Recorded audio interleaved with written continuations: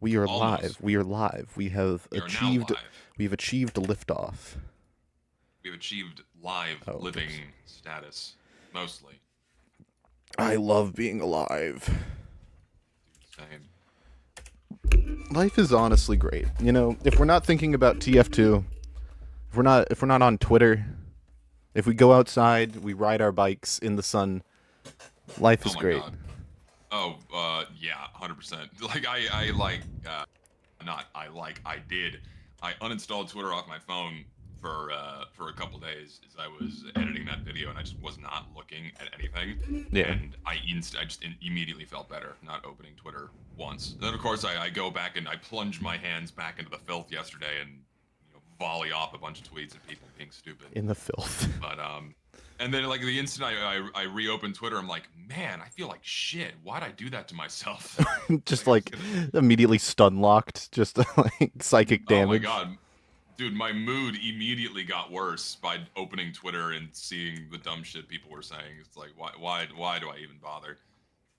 The sick, twisted addiction, finding people to argue with and go, "Are you fucking piece of shit?" Yeah. Yeah, you don't have to do that. You could just ride your bike in the sun.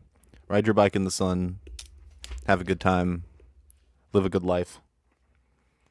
I could.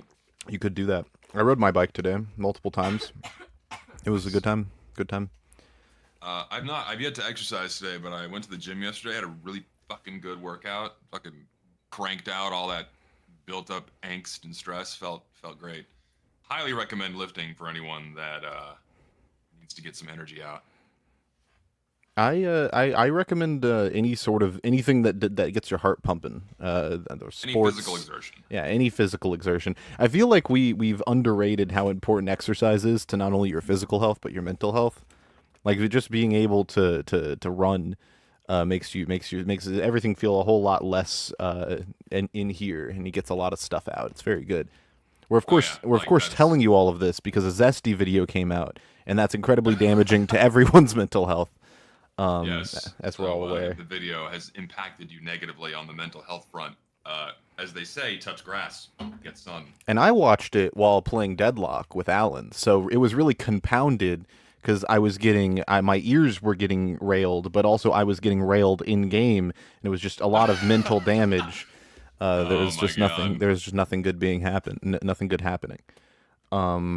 But yeah, we're gonna go over this video from the one, the only Zesty, Jesus.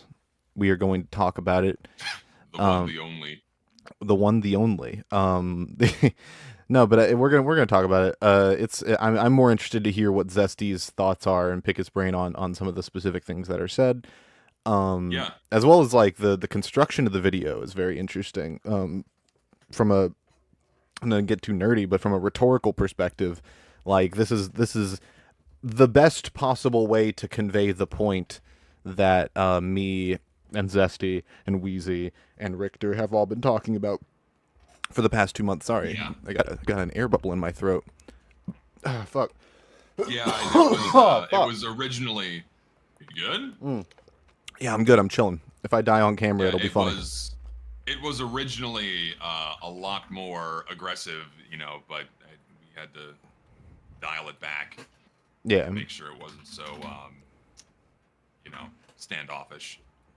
yeah, for sure. And Less it just because at this point it's like, what's the point of doing that? and this is like this is like the culmination of a lot of those conversations that all of us have been having on streams and stuff, being kind of compounded into one video. Yeah. I think it is the best way to put the point, the most eloquent way to put the point, because it is very easy. Because I considered making a very similar video. This is not about me, obviously. We're here to talk about Zesty, but I actually considered making a very similar video to this one. But I was even going to be more aggressive because this topic deeply frustrates me. We're of Yeah, course going to that's talk about it. It's an incredibly aggravating topic, because of for the way lack it of a is. better word, frustrating is the best way to describe it. Yeah, Yeah. it's like this topic is trying to cover this topic is like sticking your dick into a hole, and there's like a 95% chance that the hole will be a pencil sharpener that's rotating constantly, but there's like a 5% chance that that the hole will be like there's a mouth down there. Yeah, there's something more pleasurable than a pencil sharpener. Yeah. The so-called generational meat writer. That was funny as fuck. Person in chat. That was hilarious. Yeah, I found that really funny. The best part by far was people in the replies to that saying, "I'd ride Zesty's dick. Pick me. I'll do it too." That was the best part. I didn't even have to say anything. If agreeing with me on this talking point is meat writing, then yeah, open for business, I guess. Yeah. Also, like, I was just saying that you, like, made a good point. I wasn't saying, like, guys, this is the greatest video to ever be made. Because it's, like, not even... Zesty's cock is so big, holy shit. Like, you weren't even doing anything like that. No, I was not. It was very funny, though. It was very, very funny. It really was. Yeah. I have to go look at it again, I'm sorry. I have to go look at it. I just have to go look at it again, because it was just too funny. But yeah, this is we're gonna go over this video today. It's gonna be very fun. I am excited to talk about it. Yeah. We're also what the fuck was I gonna say? Oh yeah, because people in chat are mentioning it. Me and Zesty are probably not. If we do, Zesty, I don't know how you feel about this. We haven't really talked about it, but if we do make content or of any kind when you're over here, it'll be like a 1 minute video probably that I'll like post to Twitter. It won't be anything like major. No, it's not gonna be anything. No, it won't, it'll be like a video of us drinking. And that's it. It'll be something silly. It's like we're not doing anything like epic collab. Oh, Zesty in Japan, 35-minute video of us fucking around like Shinjuku or something. No, we're not doing that. No, and if we did, it would not be Shinjuku. I hate that place. Fuck Shinjuku. Just, one solid minute of meat writing. Yeah. That's all. That's it. Oh Lord. Yeah. Are we? Turn Zesty up. Thank you. Oh, am I too quiet? I'll scream. No, I got you. I already turned you up. Alan, you can get in here if you want, by the way. You are able to join if you would like to join. But yeah. Also, thank you to all the people. The more the merrier, honestly. If more people want to dive in and talk about it, it's like, come on. Oh my gosh, Alan's here. He's here, no way. I fucked up your whole overlay. I just moved it slightly. Actually, you made it better. I just moved you slightly to the left, and now everything's great. Hell yeah. I'm the center of attention right now. Look at me. Oh my gosh. What are your thoughts on... I'm between femboy Lucid and furry Zesty. It's terrible here. I'm sticking with the furry until Halloween's over. So are you moving forward or backward? Me? No, because Alan's in the middle, and I'm asking if he would move forward or backward in that situation. Both repeatedly. Holy shit. Oh, you heard it here first, folks. Alan's that kind of guy. Done. I'm a pro. he's an auteur. He's a patrician, if you will. But yeah. Anyways, are you guys ready to get started? Are you gonna join the watch together, Alan? Or are you just gonna try and like play it by ear and just? Yeah, I guess I'll join. Go. Let's. Are you ready, Zesty? Are we good? I am beyond ready. Let's do it. All right, another Scream Fortress has... Yeah, so this video fucking sucks, by the way. No, right. We got new hats, new maps, new taunts, more unusual effects. Yeah, par for the course, but hey, everyone's excited about this. We got a great new batch of content to play with. Morbius, everyone's favorite meme. Can I just say, I still can't believe this fucking taunt effect got in the game. Like, I completely avoided any direct discourse about the cosmetics we get, but fucking Morbius? Really? I still can't get over this shit. It's like, oh my god. Of all the things to get put in the fucking game, it's like a meme about a shit movie that people were memeing on because it was a shit movie. No one liked the movie, people only liked the meme, and now that meme shitting on a shit movie is now immortalized in this fucking game. I can't get over it. Yeah, I don't What even. the- Oh, sorry. Yeah. What the fuck is a taunt effect, by the way? We've got effects on taunts now? Yeah, oh, they've had these since 2014, yeah. What? Really? Yeah, since Yeah. 2014. Were they rare back then? Because I've never... Yes, they were very rare back then, and now they are extremely common. Alan, I Alan, see. I've never seen this. Yes, you have. Alan, I have an unusual taunt, and you have. I've never you seen have, you use it. you It's have, we like have tied to the collaborated on taunt. it. Do you Yeah. apply it? How does that work? It's like it's like you unbox the taunt. It's an unusual. That is strange.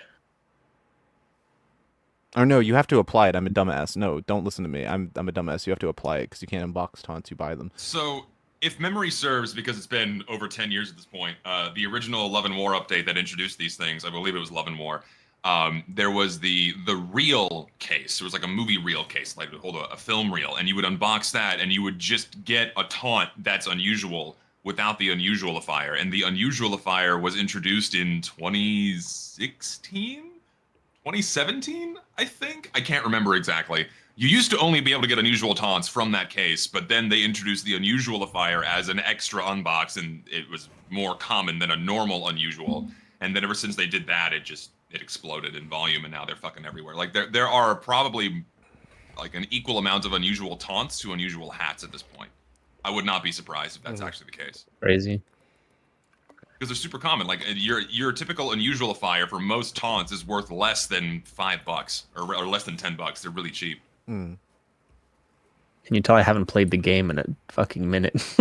You're not missing much. We're talking about fucking taunt unusual effects. It's not like you're missing the coronation or something. And not just that. We're talking about the Morbius taunt unusual effect. Yeah. Excellent.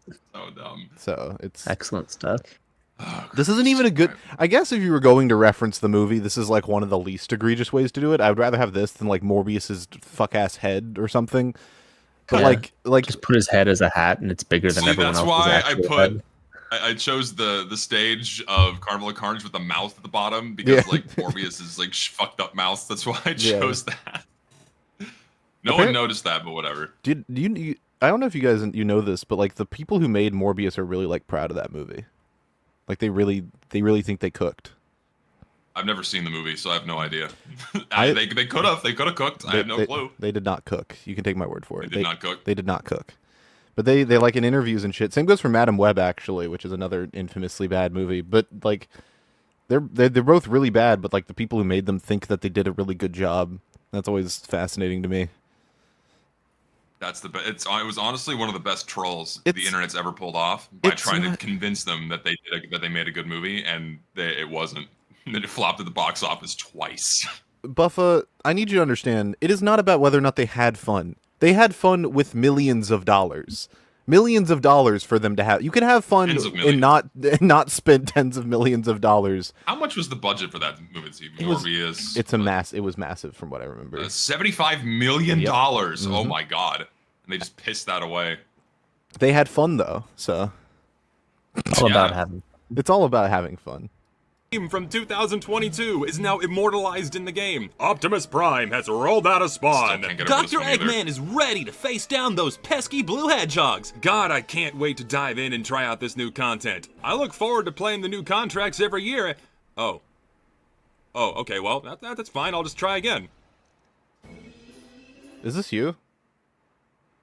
Me? Yeah. Like, is this your footage? I mean, Yeah. This is from when I was trying to play the game. Oh. Like on the Monday after Scream Fortress came out at like peak hours.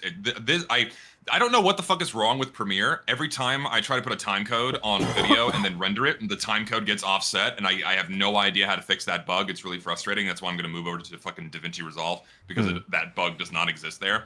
But this was a 6-minute queue time that I sped up, by the way. This was 6 minutes. yeah.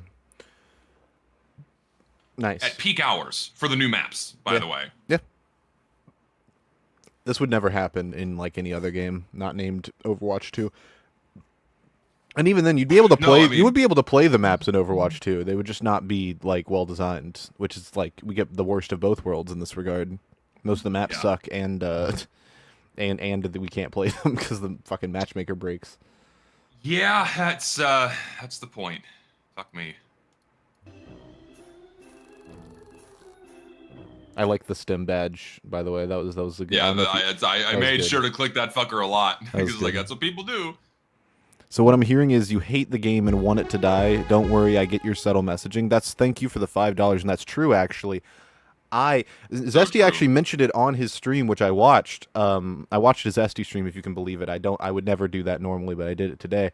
And he actually mentioned that I said I wanted the game to die, and that's true. Because if Valve closed the servers, the people who are obsessed with the new content that is bad would stop playing the game.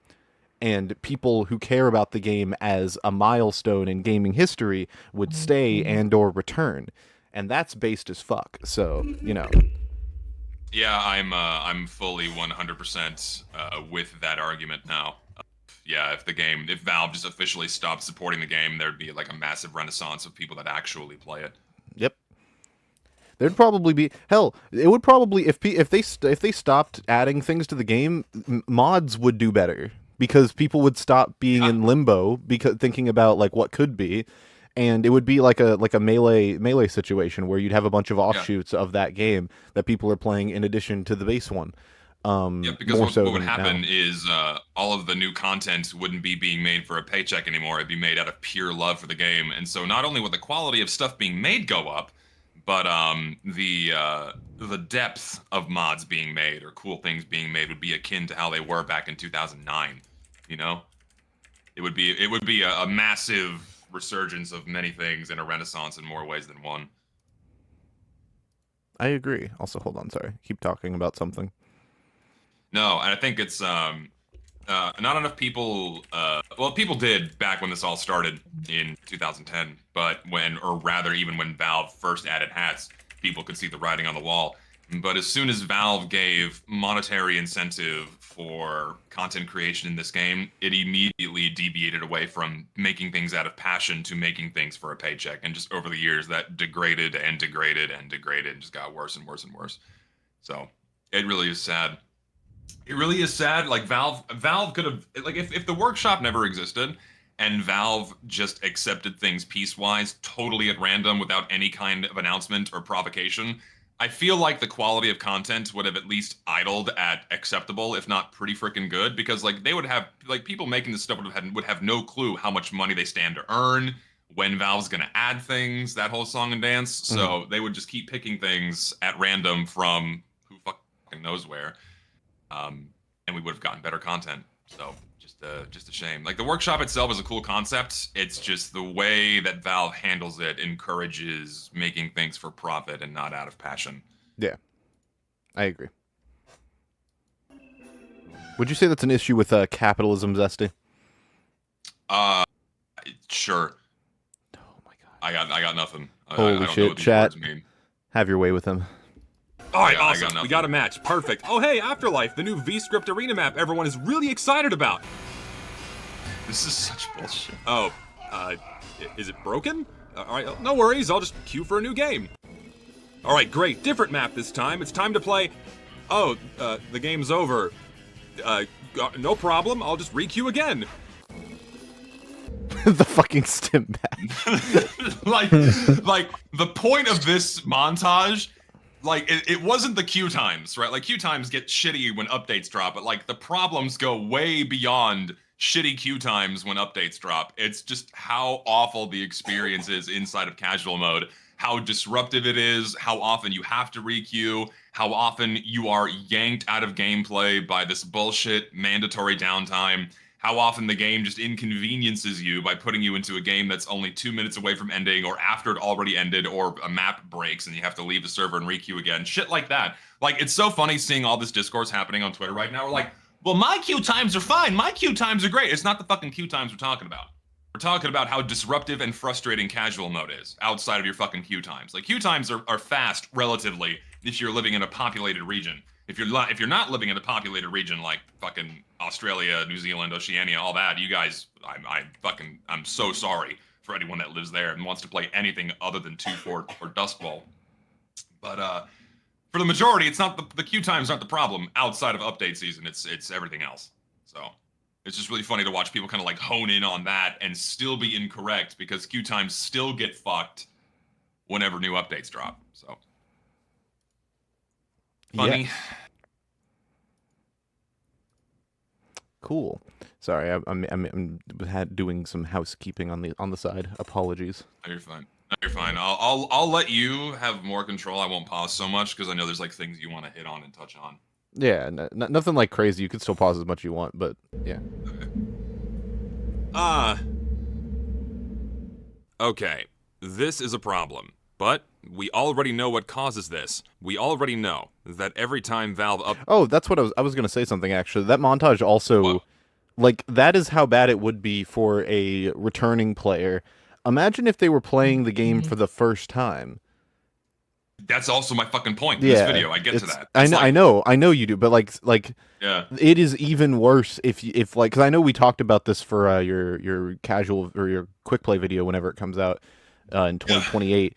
But the Yeah. we talked about a hypothetical version of like, oh, we just show like a new player booting up the game and what that looks like, and it would be even worse than that. It would be even more incomprehensible and result in the person like never playing the game again.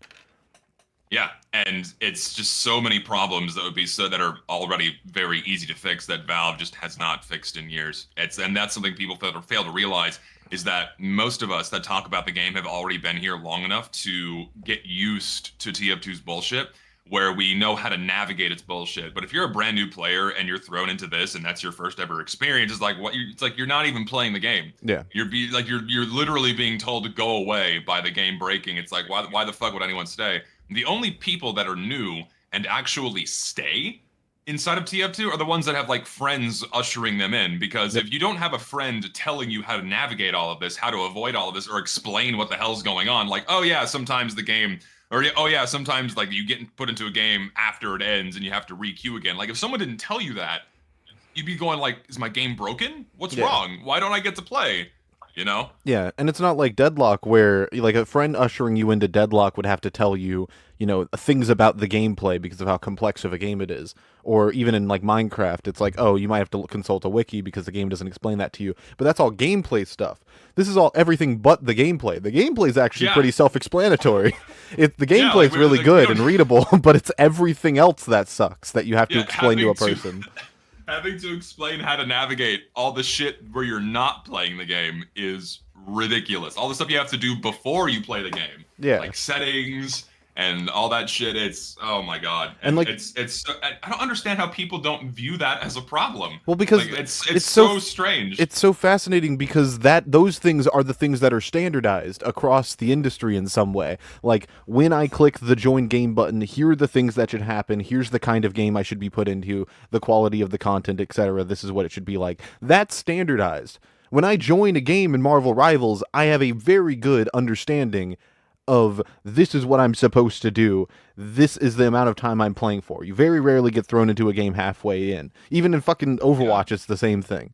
It's very rare to get thrown into a game halfway in. You join a game in TF2, and there is a very good chance you will be thrown into a game that is literally ending. 40%. 42% of all your games last less than 10 minutes. Or are probably halfway over. Also, Neo in chat, when I say the gameplay is explained well, I mean like, this is what I'm supposed to do. I am the scout. I have a gun. I am in payload. There is an object that is colored the same color as me. I stand next to that. If other people stand next to that, I watch it move across. Is very visual, is very easily understood what I'm supposed to do. And there's like a little blurb at the beginning of every match that tells you what you're supposed to do. That's what I mean. Like if you're talking about like getting into the weeds with things like rocket jumping, or strafing or things like that, more like advanced techniques, then I agree that the game doesn't explain that very well. But yeah, that's separate from what I'm talking about. Yeah, the game doesn't explain a lot of things, and we're not saying the initial learning curve of TF2 is not very steep. And TF2's always had that problem where it really doesn't explain much about the gameplay to the player, but at least it's the way it introduces itself is intuitive enough of like, okay, I can move, I can shoot. Oh, all these people are on my team and these people are not on my team. Like that's good enough to get you like halfway there. Right? Yeah. That's at least good enough for most people to like start immersing themselves in how the game plays. But all the rest of the shit you throw on top of that is, know, it you know, Yeah. sucks. And like that, like Funk's video goes over how the learning curve of TF2 is kind of fucked. Evergreen, that one. Evergreen video. It is an evergreen video. And Funk had a lot of good videos that predicted issues that would get worse as the years go on. But yeah. Updates this game, the matchmaking system breaks, and you simply can't play the new content for a good while. We already know that the content contained within these updates varies so wildly in quality that it's either pretty good or literally unplayable. We already know that outside of update season, casual mode, more often than not, provides a frustrating, disruptive experience for new and old players alike. Players are constantly re-queuing for games that last less than 5 to 10 minutes, queuing out. Like, that alone, the brevity of your actual playtime, I am shocked more people don't complain about that. Well, it's yeah. like, that's what stuns me the most, is like, people are so used to playing for less than 10 minutes in most of their games, if they're playing anything other than Payload, of course. Yeah. Is that, like, it's interesting how people have slowly, naturally gravitated away from the maps and game modes that provide them with like lower amounts of playtime, and it's like they can ignore it because of how quickly they can get into a different game if they're in a populated region, of course. And it's, oh my god, I just don't understand how more people aren't frustrated by this. And like this is one of the reasons T is in chat. T is one of my viewers from before I was ever a YouTuber, when I was just a Twitch streamer, did things on the side, and they were asking me like, "Oh, is TF2 worth playing? Like, should I download the game?" And I could not, in good faith, tell them yes. Even though I love this game and I think it's one of the best games ever made, I could not tell them, "Yeah, you should download the game and just play it." I can't do it. Because they have to like dig their way through so much shit to get to the really good stuff. They potentially will join a game that is in the process of ending and assume that maybe they did something wrong, and it's not it's not their fault. And it's like you have to have someone else to give you the 411 of like, hey, all of this shit sucks, it's awful. It's like if you go to an amusement park and like 10 of the rides are broken down, but there's one really good ride that is in function, and like you have to have some but like if you ride 10 of the other rides, you have risk of death or something. But so you have to have someone who's like, "No, go ride that one roller coaster. That one's peaked. Ignore everything else." Okay. Yeah, like that's it. Yeah, it's oh god. Nice, cool. I'll expand on this more later in the video when I actually get to it. That's fair. Of one-sided stomps, queuing out of half-empty or completely empty servers. We get placed into games that are 2 minutes away from ending. We get placed into servers. No other video game does that, by the way. None. No other fucking video game on the market does that. You can't think of a single video game that puts you into an ongoing game that is less than 2 minutes away from ending, and that happens all the time. Outside of Payload. It happens inside of Payload. And Attack Defend too. It happens all the time. No other fucking video game does this. And for some reason, it's been tolerated in TF2 for how many years now? 9? Oh, Lord. There's a wait. No, sorry. So, you can trust me in chat. There's a VTuber that reacted to all of the TF2 SFMs who later today is going to play the game for the first time. I wonder how that's going to go. Can you send us that stream?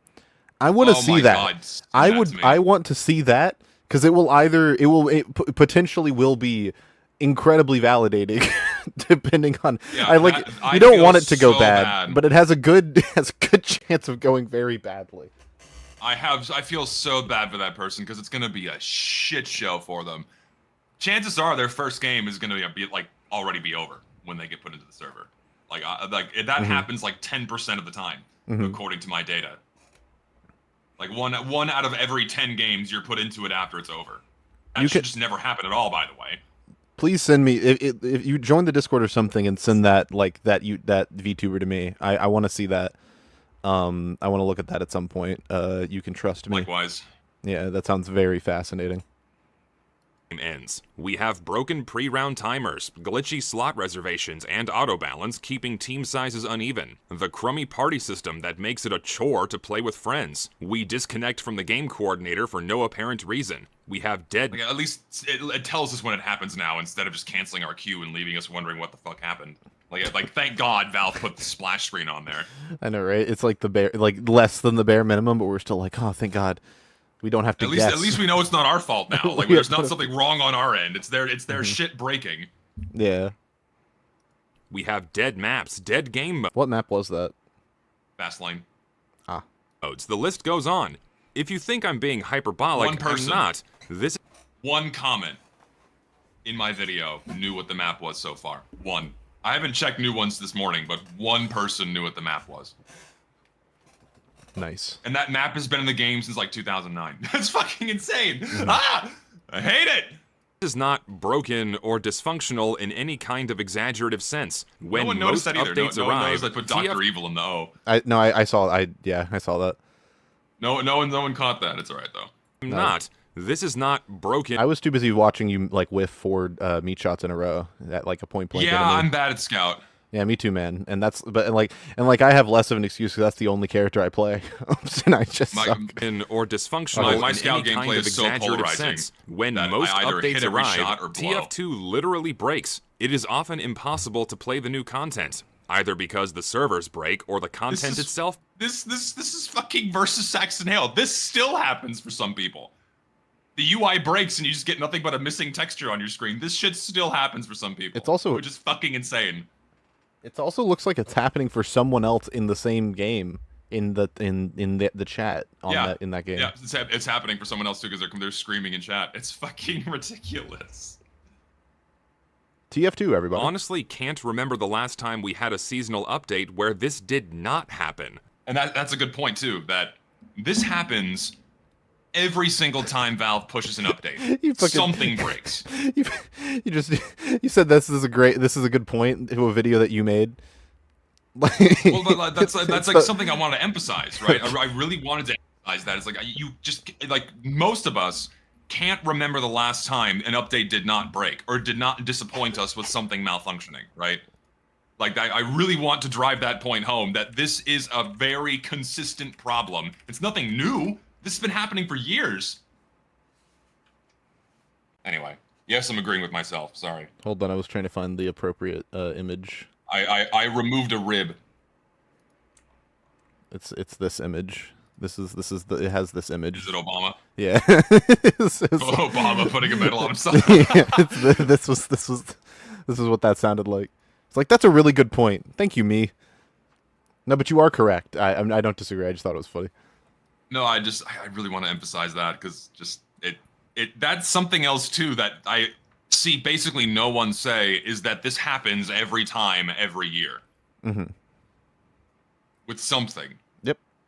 Like I was talking to Wheezy and I was like this is like maybe the worst update that's happened in recent memory that I can think of, and he was like, yeah, but like last Scream Fortress was even more unplayable, and I was like, was it?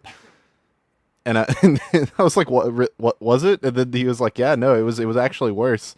And I was like, that's crazy. I don't even remember that. It's like so far in the back of the recesses of my mind that I didn't even remember that there was a worse update last year. Like, because that's how, like, it's like, oh, fucking Scream Fortress coming around. Can't play the game anymore. Yippee. It's very rough. I left a message in that VTuber's chat saying, I am so sorry in advance. Because someone sent the link in your Discord. Oh, did they?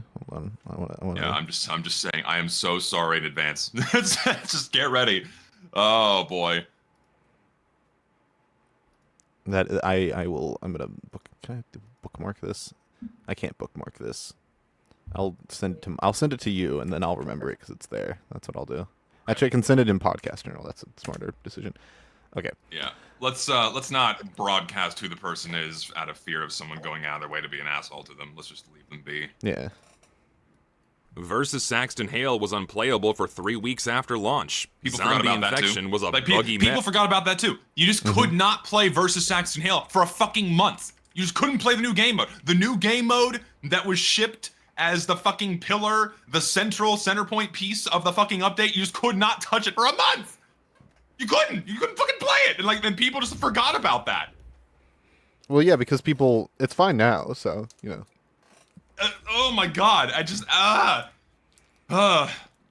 And I watched that awful Wayland video where he's like, yeah, it was broken for 3 weeks, but it's okay because they fixed it. It's like, it shouldn't have happened at all. And it wasn't, of course, it wasn't like the workshopper's fault. It was. No, it was casual mode. It's all fucking casual mode's fault. Yeah. Which is like the most important takeaway for me is like, oh yeah, no, that was bad because it could not have. The workshopper who made, or the workshoppers who made versus X Nihil could not have done it any better. It was literally dead from the jump, and it was all Valve's fault. It's the stupidest shit. Yeah. Fucking, I mean, Lizard of Oz, the guy who's been making all these V-script maps and getting them into the game, he made a tweet yesterday explaining that the way they test maps is independent of casual mode. Like, they don't have a build of casual mode to run these things on. Yeah. They only test them on community servers. And that used to be enough. That used to be all they needed because Valve servers used to operate and function almost exactly like community servers. And you would access them identically to how you would access community servers because that's all Quick Play was. All Quick Play did, it was effectively a glorified server browser for you, but it would just automatically pick I can't talk, I'm getting mad. It would automatically pick a server for you based on whatever filters you have applied. It was they were basically they're the same, right? Valve servers and community servers were basically identical and just different in name practically, and then a few server settings. Yeah. And when those two things functioned in the same way, testing new content was foolproof because you knew if it worked on a community server, it was going to work on a Valve server. That's not the case anymore because you don't have access to the fucking contorted mess that is casual mode's game coordinator in the system where, okay, you build something and it's like airtight in a community server, but you could dump it in casual mode and it hates a certain variable setting that casual mode has, and the whole thing fucking falls apart. Like, isn't it beautifully ironic that you are regularly cited as like the workshop boogeyman, and yet like the thing you want most in life, which is for this to be changed, would be directly beneficial to those people?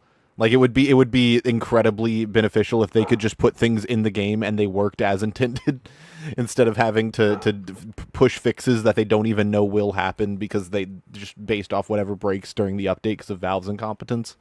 That's so beautifully ironic. It's so wonderful. It is. It's great. It is, yes. Mwah. Buggy mess with missing assets on launch. Some of the new maps for every update always have something wrong with them, ranging from screwed up textures to game-breaking bugs to dropping 100 frames by simply looking in a different direction. That was thanks to the fucking inexcusable. System. Sorry. Fucking inexcusable on Cower House. They spammed. This was a workshop. This was a workshper fault. This was their. Yeah, fault. no, I know about that. Where they spammed so many flame particle effects onto that map that if you just looked over the central point, you would tank 100 frames. Yeah. And then the workshopper, was it Crash? I think it was Crash, right? Yeah, Crash. Okay, so Crash did Devil Cross, which is the double. Oh, that was a different one. Sorry, that was the other one. Yeah, but that map also has terrible performance problems where he spammed a whole bunch of particle effects. He's like, oh yeah, I did that so I could get the feel that I wanted. Yeah. Well, if you don't like that, I went ahead and flagged all of them as weather effects, so you can turn that off if you want. Like, motherfucker, that's your responsibility. It's your responsibility to make sure that your map is fucking optimized. Like, you shouldn't have to tell the player to go out of their way to turn something off that's on by default.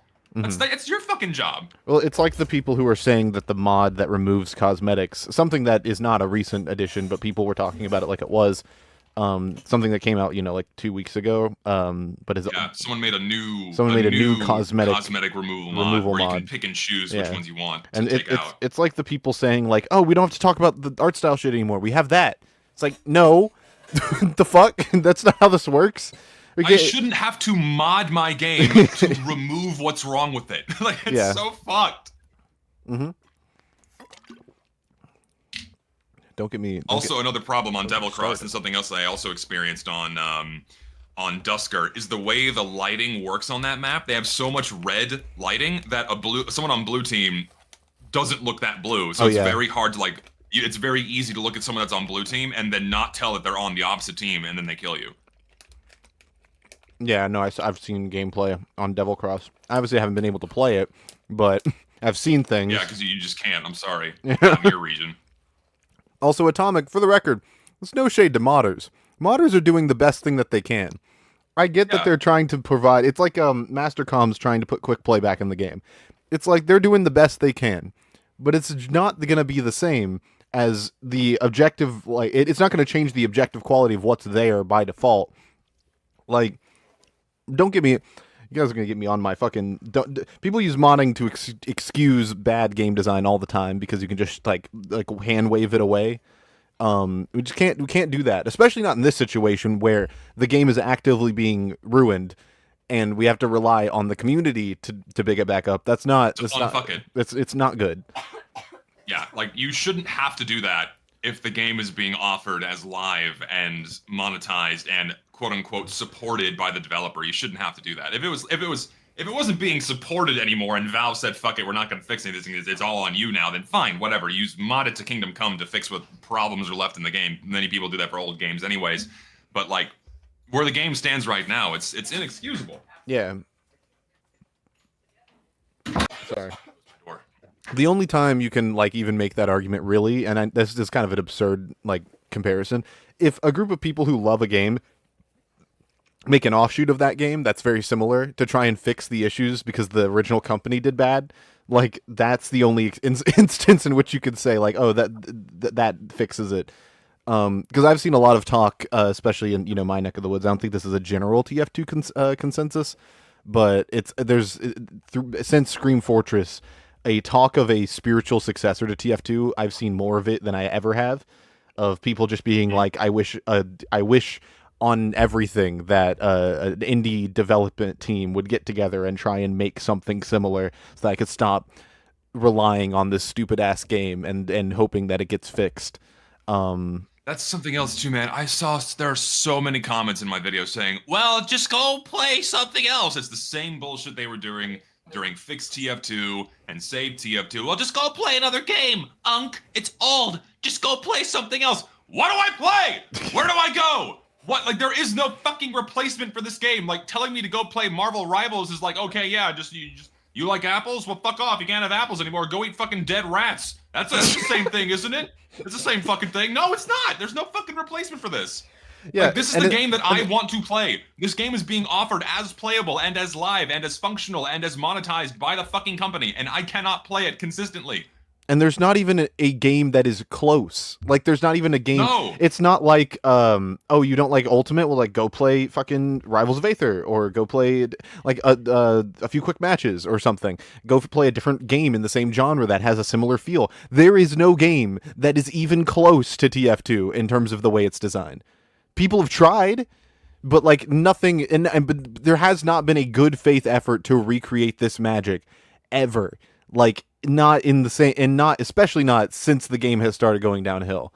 And these all come from kids that have no taste. These are all people that don't have a passion or a hobby or something they truly appreciate or care about. These are the people that operate like bugs, like amoebas. Yeah. They move from granule to granule of sustenance from one thing to another. They don't think that deeply about the media or entertainment they consume. They only look for sparks of dopamine every other hour, and they don't really give a fuck where it comes from. So long as they get it, it's good enough, right? Yeah. Those are the people that leave these comments. Well, like that.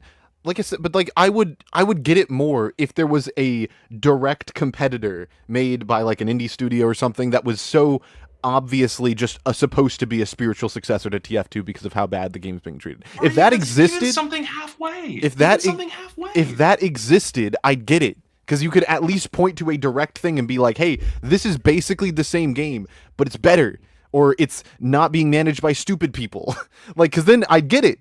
Like, the fucking, like, web phishing. Web phishing is fucking dead in the water, and it's really sad because the fucking developer got harassed off the internet, and they're never coming back, they're never going to touch the game, so the game has a bunch of issues from being left to die, and it's kind of sad. But, like, fucking sledding games coming out, and sledding games basically everything I ever wanted from web phishing. So, like, if I was still on the web phishing train, and you were like, but there's this other game that's the same thing but better, I'd be like, oh, fuck yeah, that makes perfect sense. But there isn't. TF2 does not have that equivalent. There is nothing like it. There is nothing close to it. It's so sad. It's so stupid. Like, you cannot look me dead in the eyes and be like, you should play Marvel Rivals. It's the same thing. It's like, no, it's not. No. It's not at Yeah. all. And I think There it's is it's no more alternative. similar than a lot of other things, but it's not the same. It's It gets like 10% there, if Yeah, even that, and that's being generous. Yeah, it's like the closest mainstream thing since TF2 that I can think of that isn't like a Roblox game or Garden Warfare, which I haven't played, but I've heard is pretty somewhat closer. But yeah, yeah, Yeah. yeah. In a different direction. Thanks to the matchmaking system, anytime Valve touches the game, the servers break. You often can't even queue for a server when the updates drop, and this lasts for days or even weeks at a time. Hell, last year's Scream Fortress was unplayable for about a month because of the abysmal queue times. And it took Valve just as long to slap a band-aid on the problem, which clearly didn't solve anything because here we are, 1 year later, experiencing these same queue times again. Just for a moment, imagine if this Was that from the what stream? Yeah, that was from the what stream when he played on when the update dropped, yeah. Nice. happened in Yeah. GTA 5. Imagine if a GTA Okay. 5 update I'll let this play, then explain myself. launched and for 2 weeks you just couldn't complete new missions, or they didn't work. What else would you call this other than the game breaking? War Thunder is another example of an old game that still receives updates. Gaijin often pushes broken updates, but the players complain, and they eventually fix these issues down the line. What Gaijin doesn't do is leave issues in the game to break again with each and every update. Is it not normal? Okay, so obviously that's not 100% true because Gaijin sucks. Like that was not a defense of Gaijin or Rockstar. Like both of them fucking blow. But even GTA 5 and War Thunder have more competent updates and upkeep and maintenance than fucking TF2 does. So when I can put Gaijin and Rockstar on a higher pedestal than fucking Valve, when it comes to maintaining their games that are almost equally as old, you know that TF2 is in a bad spot. Because Gaijin is fucking evil. Their monetization practices are egregious. They leave bugs in the game all the time. Like the players have to constantly bitch at them to give them the shit that, to fix things. And even then, there's still a lot of problems that persist in the game. But at least they do maintenance. At least they try to fix things and sometimes go out of their way to listen to their players and fix things based on feedback. Valve does none of that. They do fucking jack shit. Nothing at all. Like, what was the point of the fucking entire community fixes thing, right? The whole community fixes thing that came out when I think vScript or when the SDK dropped, whatever the fuck that was. Valve has just not touched that at all for like outside of like maybe 10 little things that didn't really affect gameplay much. Like, what's the fucking point? Valve is awful. They are somehow worse than Gaijin and Rockstar when it comes to maintaining their equally as old games. It's fucking insanity. That was the point of this. Like, even these two fucking companies are better than Valve. Ugh. Yeah. I agree. To expect at least some I know people make fun of me for doing that a lot, but I actually don't have anything else to add. He just nailed it. degree of effort, especially for what could be considered the bare minimum level of maintenance to keep a game going? In my opinion, TF2 is not in a good spot right now, and hasn't been for a long time. It doesn't deserve the lack of care it's being subject to. Zesty, Yeah. before we continue, can I show you a completely unrelated thing? Can we do a non sequitur just midstream? Just because I thought it'd be funny. It's vaguely related, but not like it has nothing to do with TF2 specifically. Let me see if I can find it. I just wanted your thoughts because I don't think I've heard your thoughts on this, but it was going around a while ago.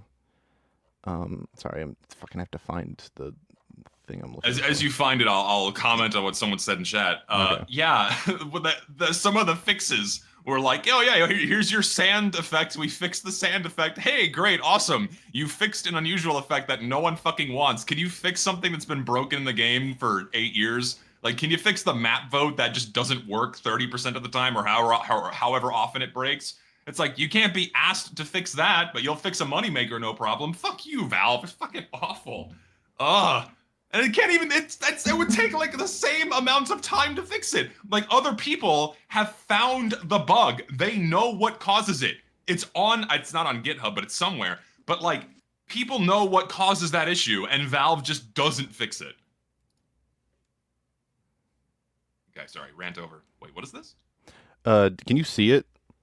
Like, does it show up on Jeb screen? confirms that they wouldn't have added the creeper if it wasn't a thing already, and they kept it because it's iconic. Well, watch this video. This is from an interview that came out recently, I believe. I just have found it fascinating. And chat's gonna hate me for this because it's complete non sequitur, but I thought it was interesting and kind of relevant. Let me see.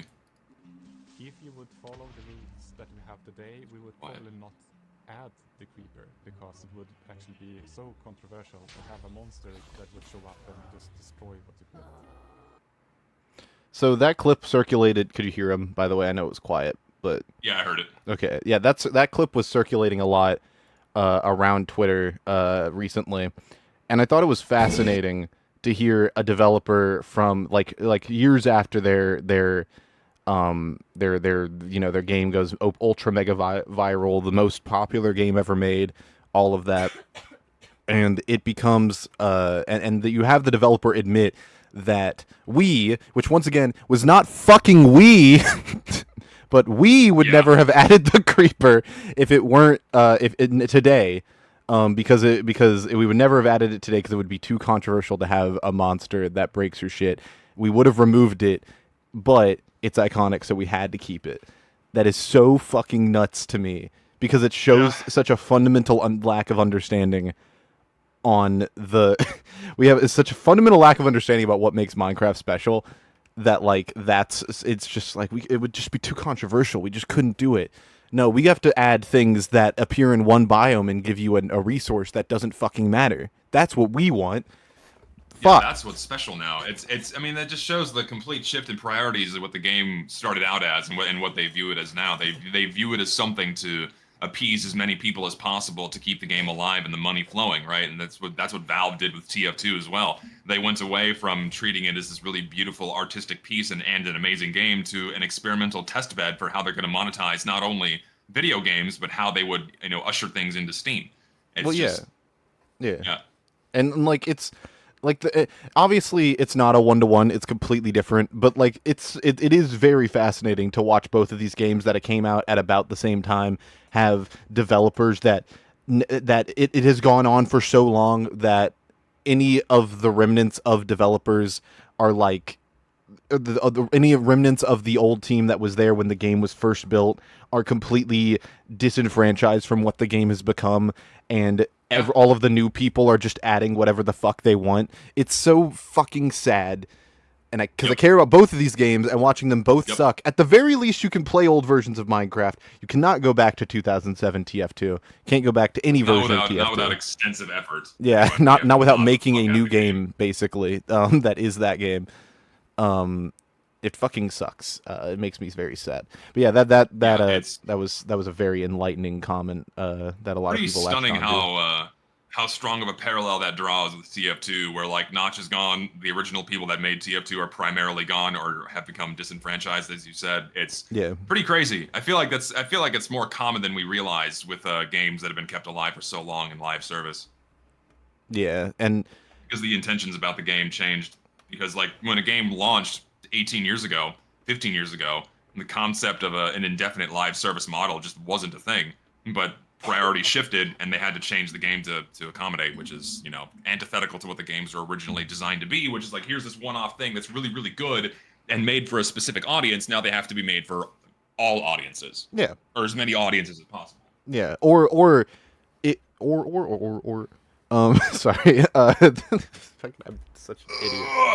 Oh gosh, I'm fucking loser. Sorry. Anyways, what I was gonna say Me too, don't worry. was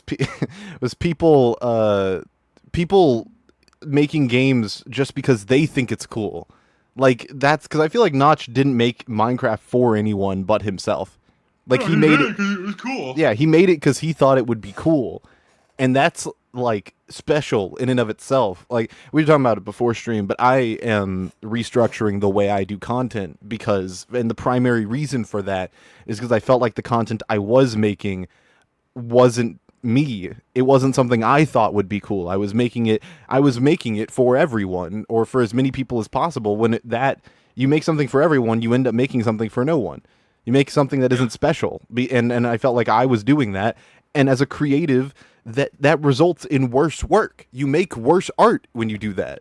But that's what... And Yeah. But that's what fucking Minecraft, and to a lesser extent TF2, is becoming, where it's like it's a game that's supposedly appealing to everyone, where anyone can insert themselves in and associate their identity with it, and that just results in a fucking hodgepodge smorgasbord of various things. Like Morbius and Optimus Prime. Yeah, it's great. Yeah, it's great, isn't it? No, yeah. But unfortunately, that's just the way a lot of things are now, where we have an entire generation of young people that have been raised up on media that completely lacks artistic direction or intention, right? They're raised on media and content that lacks that soul and drive of making something cool and interesting for a specific type of person, or even just one person. They are raised on generic crap that gives them dopamine, and that's where it stops. There's nothing special about these things anymore because they are quite literally designed to appeal to as many people as possible. Yeah, it sucks. People, like, more and more people are being raised to not have taste or not have specific hobbies or interests, and it's very disappointing. And also, You Could Trust Me brings up an interesting point. It's kind of unrelated, but it's funny when new people on a team try to fake credibility with a project that they weren't a part of when it was made. Thank you.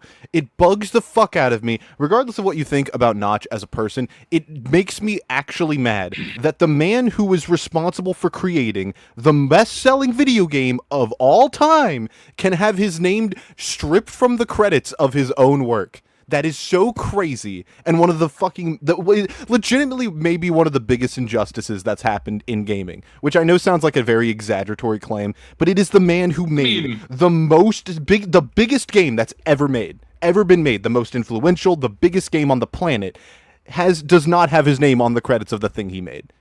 That is so nuts. It's so crazy. It's pretty. I mean, I don't think it's exaggerated at all. That is just an objective injustice. Again, regardless of what you think of Notch, that's just evil. It's so evil. It's disgusting. And now it's worse when you have fucking Jeb over here. And like, I don't know Jeb as a person. Maybe it's something he's like forced to say, or the corporate speak, whatever. I don't know. Microsoft held a fucking gun to his head. Yeah, and it's like, whatever. I don't really care about that. But to have him regularly be like when we did this, when we, the people, the team at Mojang, when we created Minecraft, it's like, no, none of you did anything. You weren't there until like 2010 or 2011. You had nothing to do with the game until like years after it was made. It's so stupid. It makes me actually mad. Fuck. Sorry. Yeah. I know this is not directly related. Continue for a moment. I'm gonna grab some coffee. Hold on. I'm gonna get Richter in here. Another cup. Where the fuck is Richter? About to get his ass. Richter can't join UFR, but he'll pull up to fucking random ass Levi Lucid stream. Hello. Hello? Is Lucid Letters here? Yeah, that's me. How's it going? It's going well. If you're What are we talking about? I just got here. So I didn't realize we're streaming today. We're covering Zesty's video, and I was yelling about how all the fucking Minecraft people who make at Mojang are like, we made Minecraft, we did it, we were the people who did it, and like Notch is just in the corner. Like, obviously he has money and he's probably happy, but like, damn, it's fucking sad. Okay, well, I'll argue with you about Minecraft a little bit, because Notch was fucking it up even before he sold it, okay? And people don't want to admit that.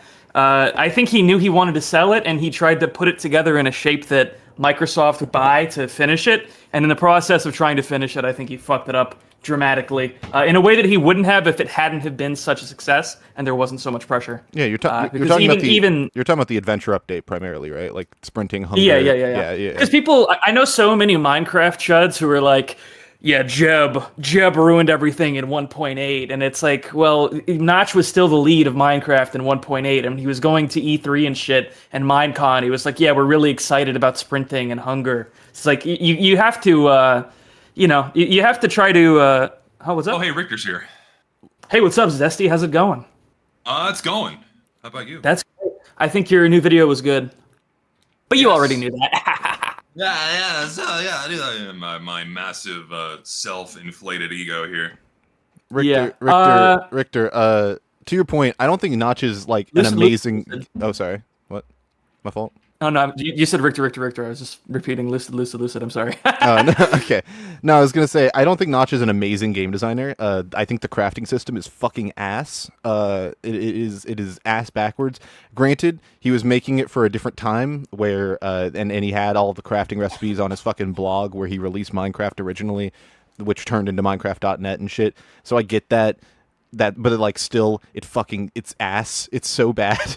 But like I'm not talking about Notch as a game designer. I'm more talking about the fact that his name was fucking stripped off the credits of his work, which is one of the most influential pieces of art ever made, and his name isn't in the fucking credits for the thing he made. And that's fucking. Well, nobody's gonna depressing. actually forget that he made it. That's not like that is. It's symbolic, you know, due to woke and all that. Yeah, but it's stupid, right? Like I obviously, Of course, but, obviously in the history books, it's like the Tesla Edison thing. Like in the history books, it's gonna be said like Notch made the fucking game, but it's still very stupid that you can't his name. You can't even find the any reference to him. They removed him from the splash the To be fair, splash they were screens. changing the game and fucking it up so bad. I don't even think he would really want to have his like. It's a different enough game now that you know, it makes sense that Notch's name is signed on old versions and not the new versions, if that makes any sense. It's I don't know. Minecraft is just it's interesting. Someday I might make Minecraft content just because I feel like it's just as misunderstood as TF2 in my opinion. I don't even think the people who made it in the original case, like in the first place, even really understood entirely what was the engine that made it work. And that's why it's just interesting. It's very interesting. I agree. Yes. But we're here to talk about TF2 and this video that Richter. I mean, Where do we Zesty leave made. off? We're on. We're at 4 Still in minutes. the intro part where we're talking about the game Yeah. breaking. I did give Zesty the title of this video offhandedly. I thought it sucked, and then he was like, "I'm going to use that," and I was like, "Actually, I guess it is kind of good." I mean, 'cause it's just true, you know. I would have Yeah. said I was thinking about it. I would have said TF2 is dead and no one cares, but broken also is probably more accurate. Yeah. What was the talking point that was left off on? We were talking about Minecraft. So that's okay. Yeah, we were tangenting from games that came out in between 2007 and 2009 that are being treated very badly, and being like completely railed by just how bad Yeah, things are being mangled. I had brought up Gaijin and Rockstar and how like even these two companies that aren't exactly viewed in the most positive light, and they're generally viewed as sucking. Even their treatment of their games that are almost as old as TF2 is far better than what Valve does with TF2. It's ridiculous.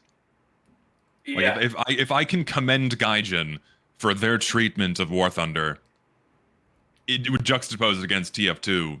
You know it's bad. And TF2 is so important. Like people don't like it's sort of talked to death. Like this game is so special, but it is just true. Like it is this game revolutionized the way that first person shooters look. It revolutionized the multiplayer experience in a lot of ways. Yep. Obviously, very influential with Steam and microtransactions and all that stuff. Like it's a really important game, and it still gets treated like fucking dog shit. It's crazy. Yep. Wow, Zesty. I guess Just it's in the agreeing video. with everything Richter says, just sitting there and nodding your head. Don't have a single critical thought in your head. That's because I'm right, okay? And Zesty knows I'm right. He You knows see- that I'm the... I invent everything. You already know this, Lucid. We figured this out 2 years ago. Yeah. You're right about everything except for Every talking point in the TF2 discourse. yeah, comes from TF2. Richter. TF2. He's right about It's actually... everything so TF2 basically, Zesty is saying whatever I tell him, which is actually something that Ratlobber thought about for 15 seconds. And just kind of said about something he doesn't care about. So Ratlobber will I'll ask him about something retarded about TF2 that he doesn't even care about, and he'll think about it for 15 seconds. His only time thinking about TF2 in 10 years. And then I'll develop whatever his offhanded opinion is into a big thesis, and then I'll deliver that to Zesty, and that's sort of the production pipeline. For all my videos, Yeah. Yeah. every single one. And Richter is the main inspiration for me wanting to make my big shift, or he's one of the big inspirations for me making my big content shift that is happening as we speak. So Richter's really behind it all. Richter didn't even know that he's learning that right now. He's the master puppeteer. I He's guess so. pulling Yeah, all I the did not. I strings. really did Yeah, not know I that. never- I Anyway, hadn't- okay, I hadn't play told the you. video. This is getting weird. Now, Richter, we should Weird. continue talking Mean. about how cool you are, and we should we should just stop until you find it uncomfortable. That'd be Okay. yeah. But yeah, we can keep going. Doesn't deserve the lack of care it's being subject to, despite it still earning Valve tens of millions of dollars a year. There's not much out there getting players excited about the game anymore, at least not for long, because any excitement we have for new content quickly turns to disappointment. The new content we receive is effectively guaranteed to have something wrong with it. If I was a new player, and this was my first major update experience... But there's something so fitting about it. Literally, you're trapped in the hell segment of the map. Yeah. And you can't leave. The bug is that you're stuck in hell and you can't leave. That's Yeah. like a pretty good analogy for TF2, right? Yeah, people were saying that it looks like a creepypasta. It does, and, like yeah. it absolutely does. A little bit. It looks like server blight, but like a real thing. It is Server Blight. It's literally like, oh shit, I can't leave. I'm stuck. Fuck, I'm gonna die. Server Blight's coming for you. Yeah. Yeah, that wouldn't get me excited about the game's future. That wouldn't make me eager to come back to the game. In fact, it would harbor the opposite reaction. If you look at the last few years of player data, long-term trends show that players are slowly bleeding out. Players aren't staying. New updates breaking, which compound with the matchmaking system's dysfunctionality, will keep getting worse. I've heard more people say they're quitting TF2 in the past like month and a half than I have ever, by the way. It's Like there's barely anything left to quit is the problem. Like, Yeah. No, it's especially over the past this year, I think I've seen the highest volume of negative comments about TF2 in a very long time, because it's kind of incomparable to what's happening with, or what happened with the bots, because that was third party. Like the bad actors were not Valve themselves, right? So you could view the enemy as not Valve, strictly speaking. Of course, it was Valve's responsibility to fix the problem, but now this is all internal. Like I saw a comment that basically said this. This is now all Valve's fault. And now that's really putting a sour taste in players' mouths, because like, okay, now that these evil bad actors are gone, now we're left to deal with this company that just does not care about the game. It's like now that this excrement that is the bots that has been scraped off the top of the pile of sewage, now that that's done, now we're left with the sewage, and we're like, oh, this is actually really bad. And now people are like, oh wow, this was already bad before the bots were here. Now, for fucking, why stay? Why bother? yeah, there's nothing left to quit. It's rough. It'd be It's like very rough. it's kind of like quitting an addiction, but like the addiction gives you cancer. Like if only there were like a thing in life that like were like analog to that, it'd be like that. Damn, I'm good. Okay, so yeah, we're gonna keep going. Especially as more players leave, as more maps are added, and the remaining player base gets stretched even thinner. More game-breaking bugs will keep rising to the surface every single time Valve touches that rushed, disappointing matchmaking system. I explained why in great detail in Zesty originally, he was like, every time Valve touches that rushed, gay, retarded matchmaking system, I was like, you can't say that, Zesty. You can't say that. God, I do not write that bad. Could you imagine if he did write? do last not major write that video. bad. He wrote down like on in Google Doc in his Google Doc, TF2 is a gay retarded game, and he had to read that. That'd be so great. My God. Yeah. Yeah. No, I mean, That's how he writes his PhD papers, too, if you look him up. That's how he teaches classes. yeah, He's like, earthquakes you are see gay his- and retarded. That's Yeah, these earthquakes are gay and retarded. That's why I gotta talk quiet, 'cause there's people on the phone call in the other room. It's like, yeah, these earthquakes are fucking gay and retarded. So this he is writes- why we have to learn about them. He just writes gay and retarded in big letters and behind him on the Like whiteboard. with chalk, like gay and retarded, underline earthquake. This is the class for today. Yeah. you agree or disagree with me on what I think we're all allowed to say those words, by the way, because I'm pretty sure we're all both of those things. So I can confirm I am very gay for my girlfriend and very retarded. So, and for me, That's true. I'm also gay for you, Lucid. no, you're retarded for me. Oh, okay, I'm retarded for you. Yeah, I can't be gay for you. No, you're gay for your girlfriend. Golly You're gee, Willikers. Okay, Yeah. I'll be gay for my girlfriend. All right. what needs to be done about TF2 situation, the issue right now is that no one is really making any concerted efforts to do anything about this, let alone address it. Only the players in game chat and some of the Reddit community are having anything resembling a public discourse about this. The players in game chat, like, they're really moving the needle in those pub matches. No, I know, because like that's the front line. They're experiencing what's broken firsthand, and then they have this confusion or bewilderment as they go into this game that they're expecting to play, and then suddenly they can't. It's like, what? People in chat are saying that's a Gabber script where he calls the game gay and retarded. It's true. Yeah, I saw that too. Very true. It doesn't make it any less wrong, however, regardless of how terse or sharp the language is. But dude, the issue here is it's like, do you think Gabber's ever said the word terse? Maybe. I don't know. But dude, like this is why I wanted to make the video, is because no one's saying anything about these things.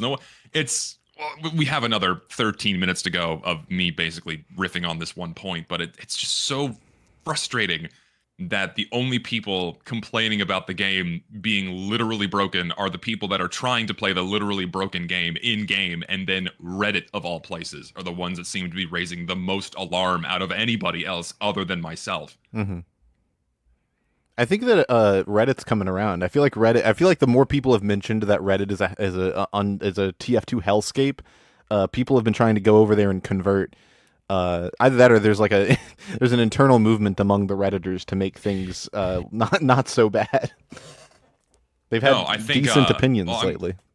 I mean, even like it's unignorable now. Even the most stalwart defender of Valve with the biggest Reddit gold badge they 3D printed for themselves in their mom's basement, like even those people can't ignore how broken the game was with this last update, and then how disappointing the summer update was. I mean, like I said earlier, this is the first time in a long time, these past couple of updates, where I've seen the highest volume of negative comments, players being disappointed, players expressing that they're just tired, nothing is special anymore. It's like, what's the point of any of this? Like, and then they just go right back to like, yeah, it's a wave of depression. It's like and then they go play the game. It's like, wow, great, my queue time is 20 minutes. I can't even like play the normal game. Like, what if I don't want to play on the funny shark map? I want to play on Upward again. Sorry, you have to wait 20 minutes because the update came out. And you know what's wild is people will blame the depression they feel for the game on you.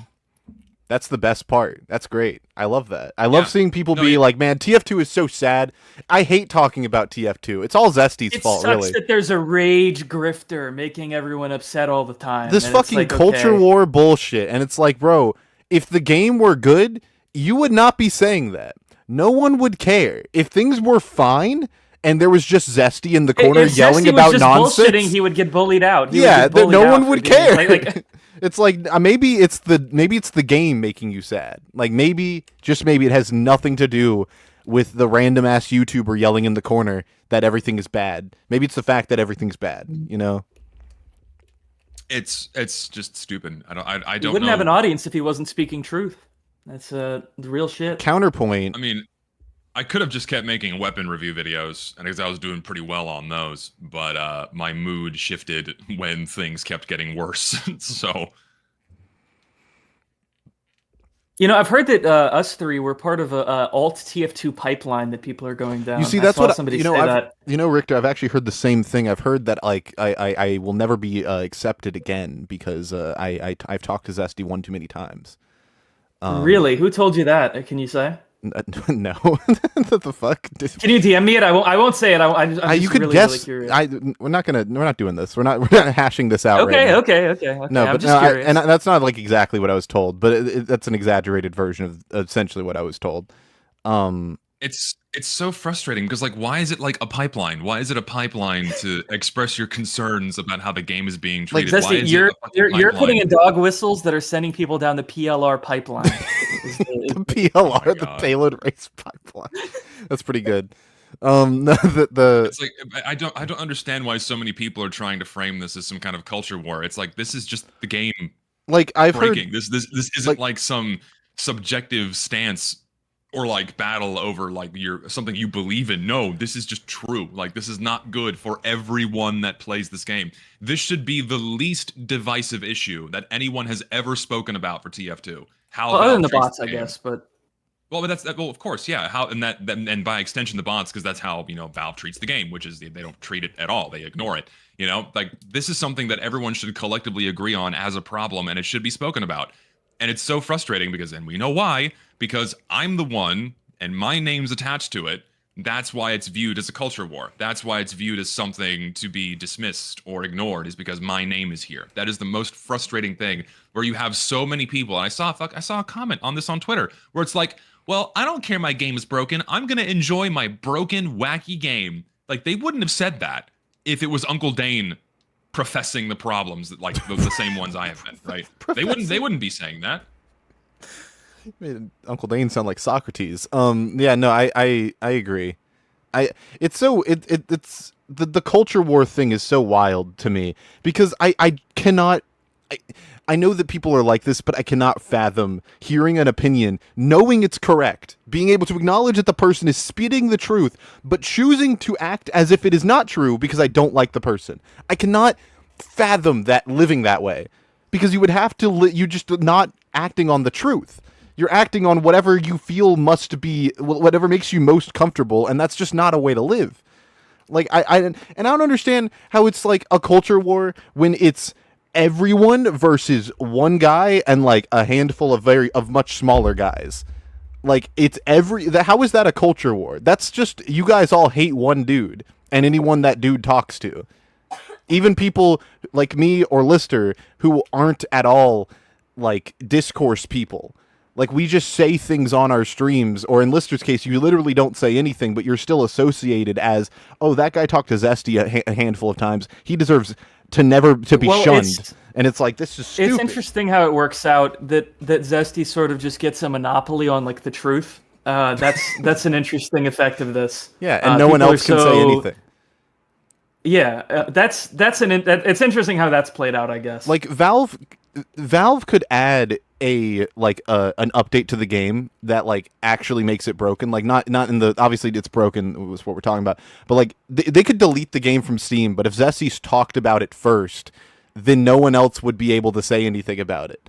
Or if they did, they could never say it in the way get over it. Yeah, no one reply like, yeah.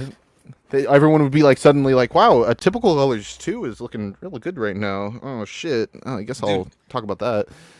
No, and I said this on my stream yesterday. It's like you say I have a monopoly on the truth. And it's like, I see these other YouTubers bitching and moaning about like, well, everyone calls you the based truth sayer. Everyone says you're this based guy that only speaks truth. It's like, well, then say the truth wokely, okay? What the fuck? Just do it wokely. Who cares? No one else says it. No one else is saying these things. It's like, that's why I have the monopoly on it, and why people view me in this way is because no one else is saying what I am. And the worst part, okay, if we want to be like culture war autistic, okay, like what's happened with fucking TF2 is like it's like a corporate, it's like a corporation like raping culture. That's like that could turn you into like a communist if you look into it deep enough. So it's just the whole dimension it gets talked about from is just so strange. Well, and it's not even like, you don't even have to make it a political thing. Just the idea that because Zesty's saying it, no one can talk about it because then the Zesty mob will come for you. That was the most common talking point from everyone who I've seen talk about this video, is like, yeah, if I talk about it and I say stupid things, people will tell me I'm being stupid. Yeah, no, but they don't act like it has anything to do with how they talk about it. Everyone acts like if I mention the word quick play, people will arrive at my doorstep, and that's never how it is. Lister's video came out, and it got overwhelmingly positive reception, and he said basically the same thing as every fucking other guy did. The difference being, he didn't call people delusional and say everyone was stupid. He just said, these are the facts, this is how it is, this is what we could do to change it. If you don't have these expectations, reel it back a little. And it's like, yeah, why? That's it. That's all you had to do. And you don't get the fucking mountain of hate comments that everyone talks about in whispers. That's not how it works. Oh no, that's exactly it. It's because Listen, Okay, go on. Sorry. these guys refuse to acknowledge that they're also feeding into the toxicity, and that infuriates me the most. Where it's like, oh, well, Zesty, no one wants to engage with this because you attacked the What Show's video where he basically agrees with you. No, motherfucker. What he did in that video was he front-loaded it by being extremely condescending towards those who want quick play by calling them delusional and basically insulting them for even considering the notion of bringing back quick play, and then talking down to them like, well, this is actually what you should do, right? That's why that video is so negatively received. Like, maybe you should acknowledge how they're conveying these ideas, and right? then ending all of that by saying, well, I don't even care in the first place, which is just the biggest slap in the face. If you're arguing with someone and then they just pull out, well, like, I'm actually apathetic to the whole thing. It's like, well, why the fuck did I waste my time? Video on a topic I don't care about, and why are you getting mad? Like, why are you mad at me? It's just a bad video, and then like I called that out on my stream. It's like, oh well, you attacked him for agreeing with you. No, I attacked him for being a fucking asshole and for saying things horribly. It's like, come on, man. Okay, and it's so not there's that. Did you even right? attack him? Was it even like an attack, or did you just watch his video? You said his video No, I was watched bad. his video and was commenting on what he was saying, and you know, disagreeing that like, okay, you basically just want quick play, like, I mean, because like that's what it was, and I called him out for talking down and being condescending. So that's like one thing that they're still like pissed off. It's like, oh, you always attack people that agree with you. No, I don't do that. You guys tend to be. I didn't really, the thing I really didn't like about the What Show's video is sort of like this self-fulfilling prophecy thing, where it's like, well, it's just never gonna happen, guys. It's just that's never happening, and I mean, I guess it sucks. I just don't really care that much, but it's just not gonna happen. It's like, well, yeah, if everybody's opinion is it's not gonna happen, then it's not gonna happen. Like if things keep going the way they are, then yeah, we will never get anything resembling improvements to casual, and it'll be because of apathy from YouTubers and public figures and stuff. Which, by the way, did you guys see the VScript Saxton Hale guy put out like a Reddit post? We talked about it. Okay.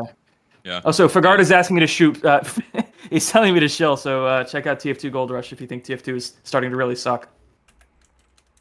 Shout out to Fagardo. Anyways. Yes. But okay, so that's like the one thing that they're still bitching at me for. It's like, oh, well, if you disagree and then your whole fan comes and swarms in on them and says these awful things. It's like, maybe you have to think about how you're saying these things and how you're presenting yourself, right? It's never their own fault. It's always my fault. It's never their own fault for anything they do. It's always me or my fans or what have you.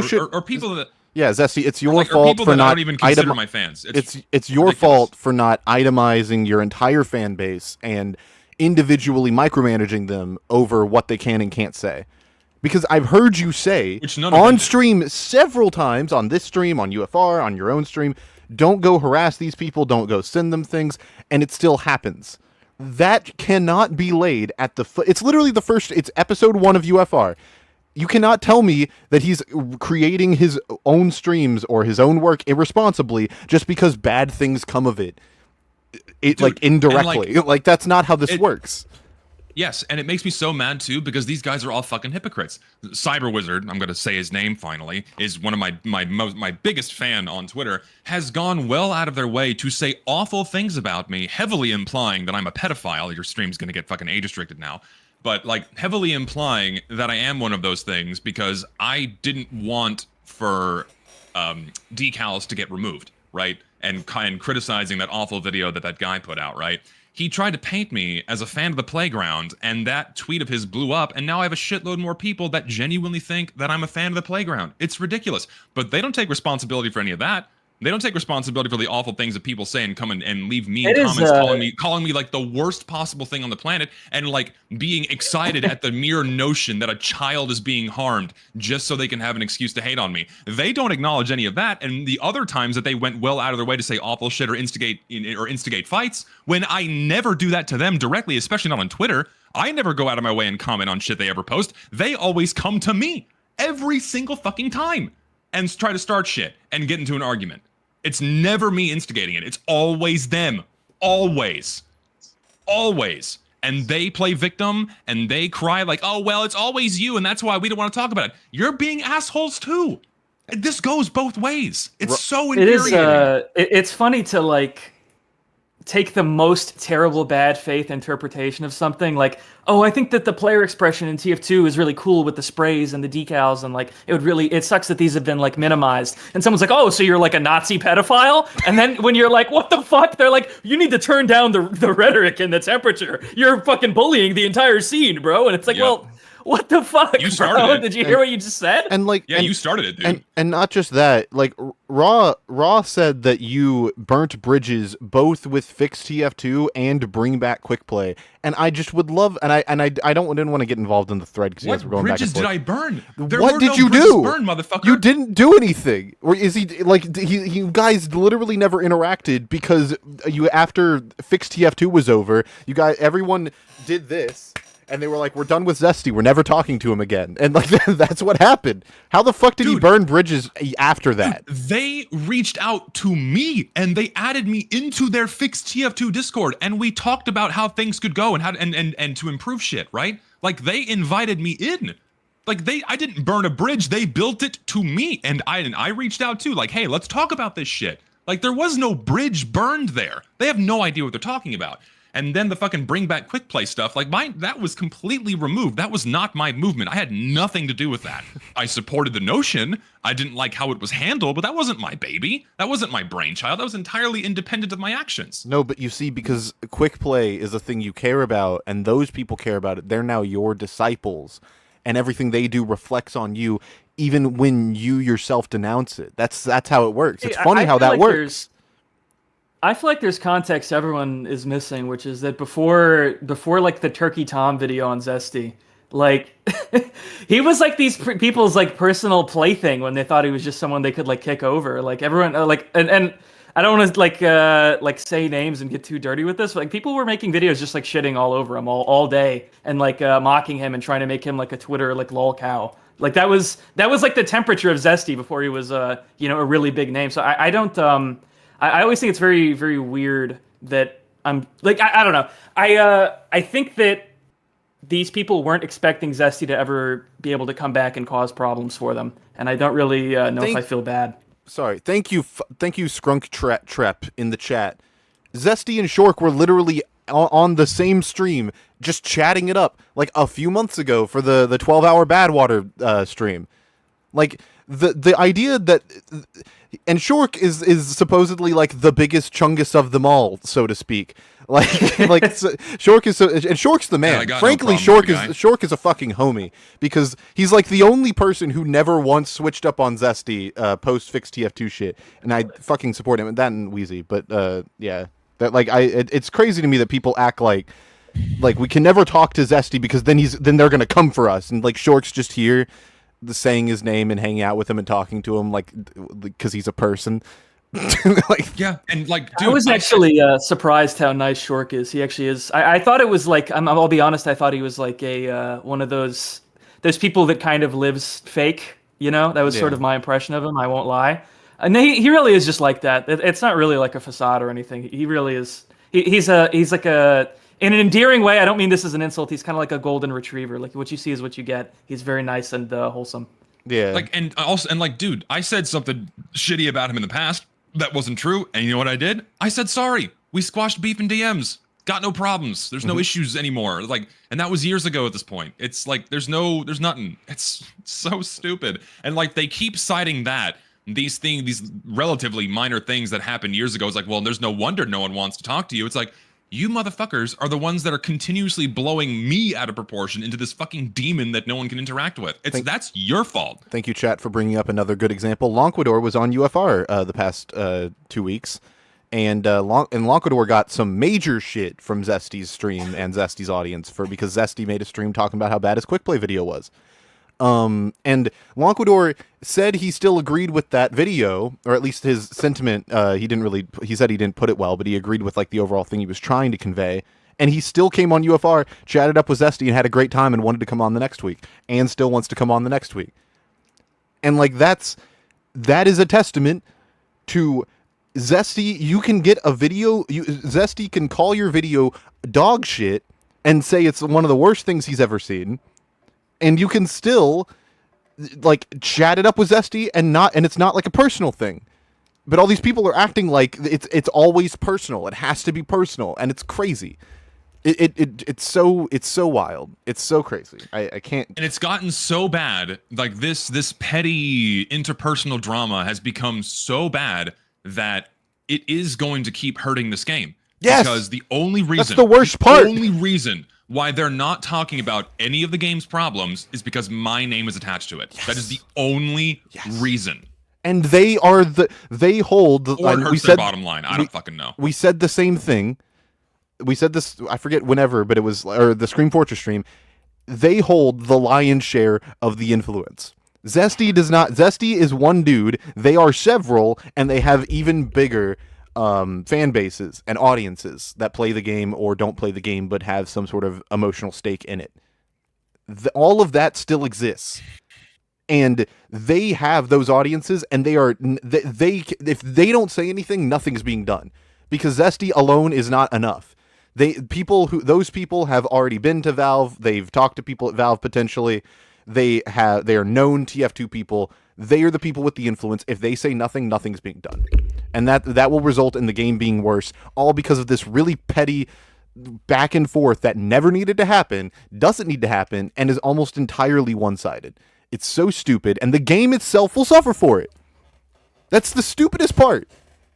Yeah, they plague upon fortress. They'll happily let this game burn because of petty differences. I think they just don't care because they don't. Most okay, and this is mean, but it's just true. Like most of them don't remember pre-2016.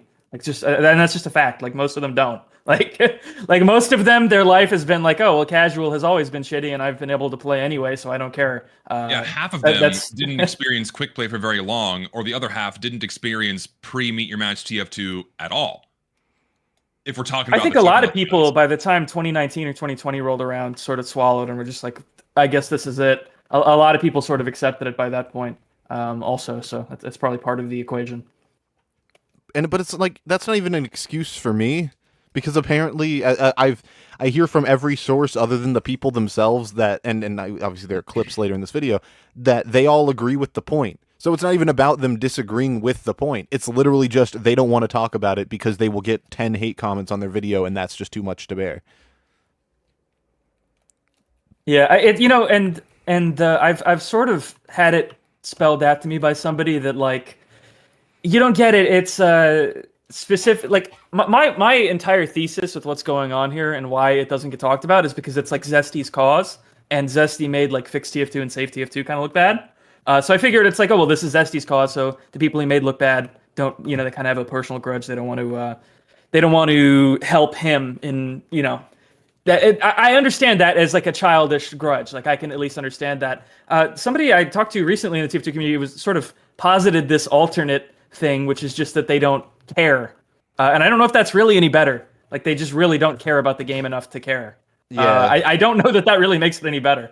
Yeah, no, I mean, either path is equally bad in terms of painting a very bleak painting. I can't talk right now because my brain's going a million miles an hour. At painting a bleak future for this game, right? But I know it's true for some of them. I won't say who. But I know it's true for at least a few people that I've known and have seen or interacted with in the past that they really just don't care about this game, and they really only view it as a means to earn money. I know some of them who do that with TF2, but it's not all of them. Some of them actually do care, and that's why I wanted to make this video, is because I know they care. And so it's like, why aren't you saying something? Yeah. I guess on that note, we can continue and get to the like actual part where the YouTubers talk. But yeah. Yes.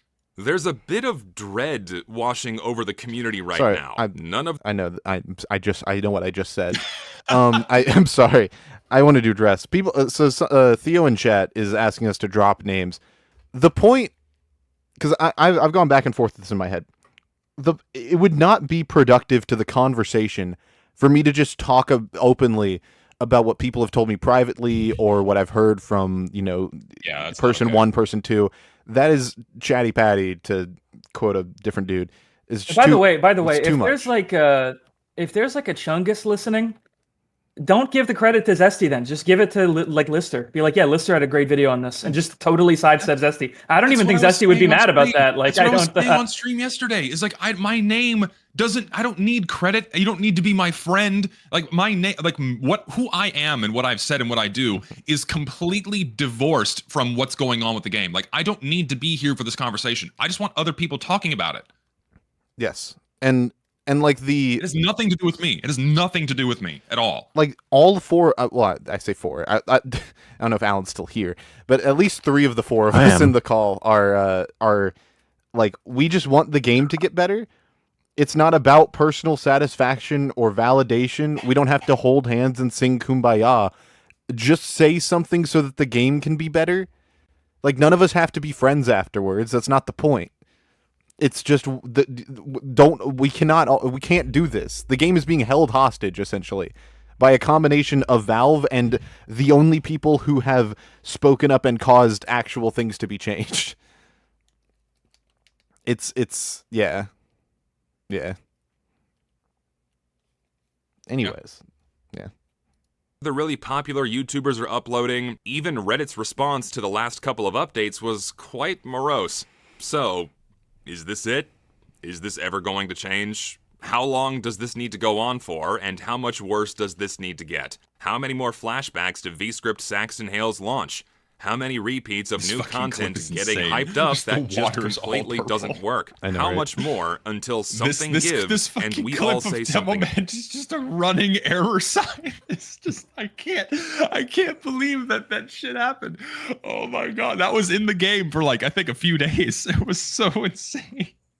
Literally looks like a Gmod map that a 15-year-old made. Oh my god, it And was once so again, I honestly it's not the workshopper's fault. It was Valve's fault for fucking it up. That's the craziest yeah, it was part. Valve's fault. Yeah, it was I laughed my ass off looking at that again when I was making this video. It's just so Lucid, funny. do you want to know something really funny? Sure. What's up? You know the banana hat that makes up Wheezy's loadout? That's like the potassium. this kind bonnet. of iconic, yeah, the potassium bonnet, this sort of iconic icon of the TF2's sort of whatever you want to call it, and like this item that the TF2 developers like cheekily reference. I don't know if you remember, they were on that call with Shunik and they were like, well, Shunik asked something to the effect of, has there been a change in how you guys evaluate hats or whatever? Yeah. And they were like, oh, well, we've seen a market increase in what is it, fucking potassium based hats or whatever. Like this is like a funny meme to them. Yeah. The guy who made the fucking he might bonnet. be mad at me for saying this. The guy who made the potassium bonnet is like a Zestite. He's like I've talked to him. He's a big Zesty fan. Is he I like- think you know who I'm talking about as well. Is he like Zesty, is but he like Frankenstein? He's upset with what he's created. kind of, yeah. Well, Yeah. that's the impression I got. Is he told me a lot of the workshop stuff is like looking at what Valve will add and getting like blackpilled, and then just being like, well, okay, if they're adding that, like I'll make a banana or something just to like see. And then it did get in the game, and it's like he was expecting it to be like Halloween restricted, and it just wasn't. Like it's intense. That's good. Does Oh, he at I least know have? it is. Does he have at least have an unusual of his own? I don't know actually. Yeah, I think he has self-mades. Yeah. That's good. Also, by the way, thank you to all the people who are subscribing. I've seen a bunch of you guys. Thank you. It's really appreciated. Thank you. About this. Will TF2 keep receiving broken updates in 2026, 2028, 2030? What needs to happen before we have a serious conversation? This is not okay.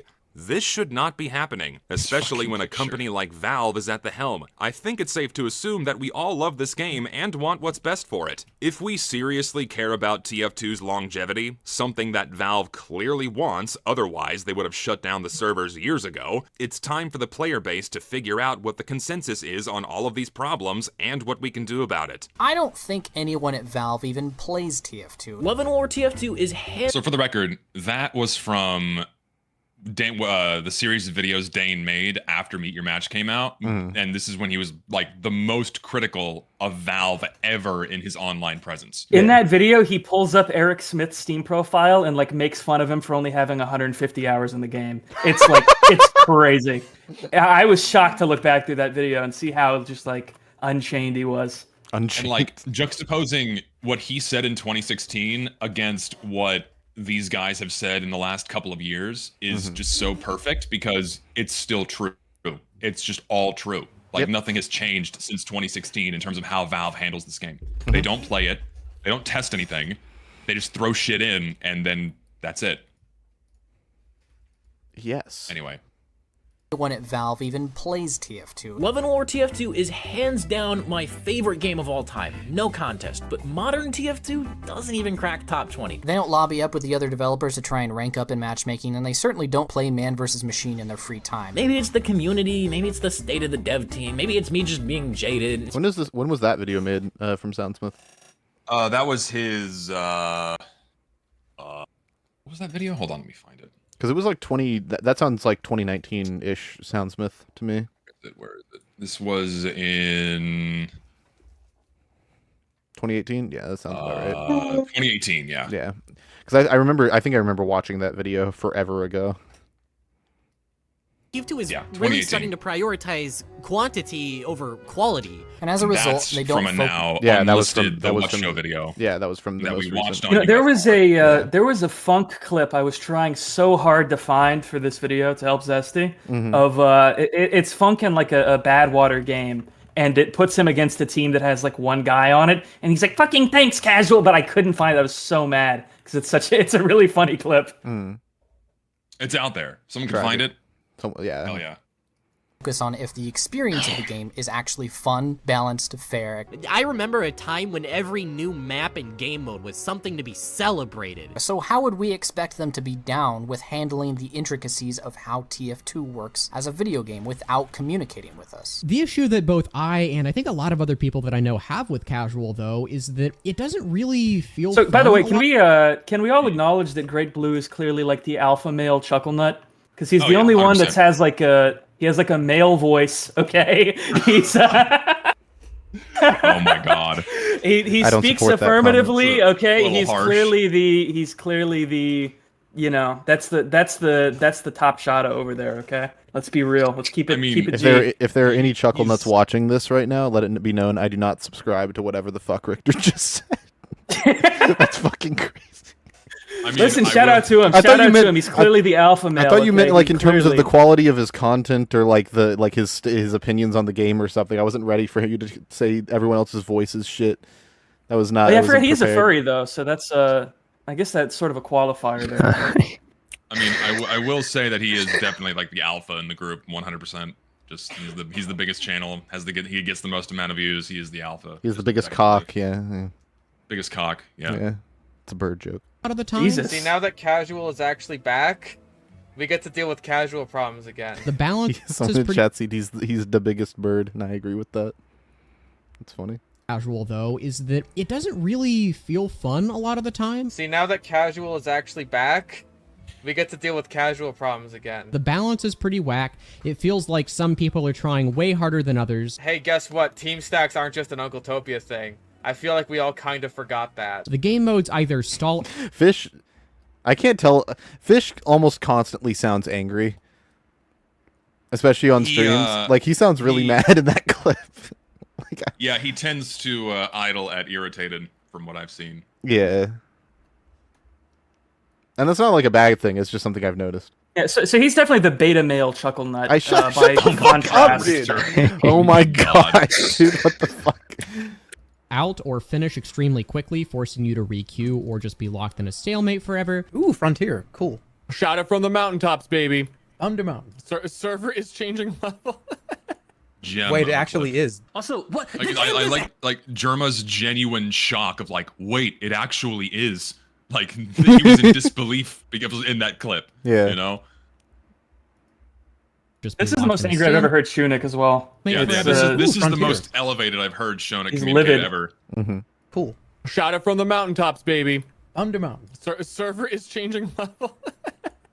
Wait, it actually is. Also, what? The game just ended! What the fuck is this shit? I have to vote for a match? Yeah, a lot of the time when you casual queue, you'll get into a game at the end of the game because that's when everyone leaves to find a good game. The problem is that the fucking casual matchmaking server sucks. The matchmaking algorithm is fucking cooked. And there are plenty of issues just with that kind of balancing that I think... I've never heard him say those words in that order. Fucking cooked. It's fucking cooked. Let's go, Shonik. Think would need to be He's fixed right. for TF2's what is essentially the main mode of the game There's only to truth in be these in a clips. playable state. No, I'm actually... I agree with a guy points out the old Germa Star videos wouldn't have been possible with the casual matchmaking system, and he is basically correct. Yeah, you can't play against your friends. You can't play against your friends. Yeah. Yeah. They would have to be heavily altered from what they were, which like at that point, what are they? You know. Main mode of the game to be in a playable state. No, I'm actually completely on board there. I think it was the removal of quick play was a huge fuck up. God damn, I miss quick play. What I'm suggesting is after 5 years or 6 years or however long of it being gone, we bring back quick play. We all agree. And and listen, and this is what really angers me is like they all agree that the problem is casual mode. Some of them agree that like the obvious solution is just to go back to quick play or a quick play like system, but instead of continuing to harp on these points or push these issues more, what they've done instead is they've posed themselves opposite to what they once stood for, just so they could shit on me or shit on things that my name is associated with, where they go out of their way, the Chuckle Nuts guys go out of their way to openly mock and talk down the people that are trying to get Valve to actually improve the game. Like, you can disagree with the exact nuances of the bring back quick play movement or how they handled it, that's fine, but like, it's so childish and petty to go out of your way and make, what, like 10, 12 tweets shitting on it, by doing these passive aggressive like rage bait things, and it flies in the face of the argument I keep hearing, which is that we don't want to talk about quick play because that will incite the Zest. We don't want to talk about quick play. But we will shit on it on the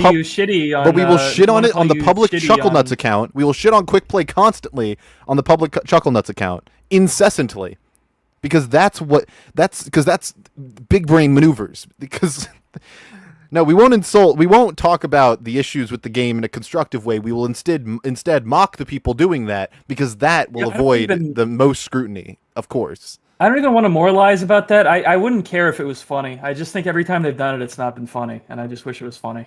Even if it were funny, it's still frustrating as fuck to see people who are like simultaneously having the perspective of I can't say anything because then people will get mad at me, but I will also mock it constantly or be associated with people mocking it constantly. Your stance of defiance, anyways. Yeah, it's like what?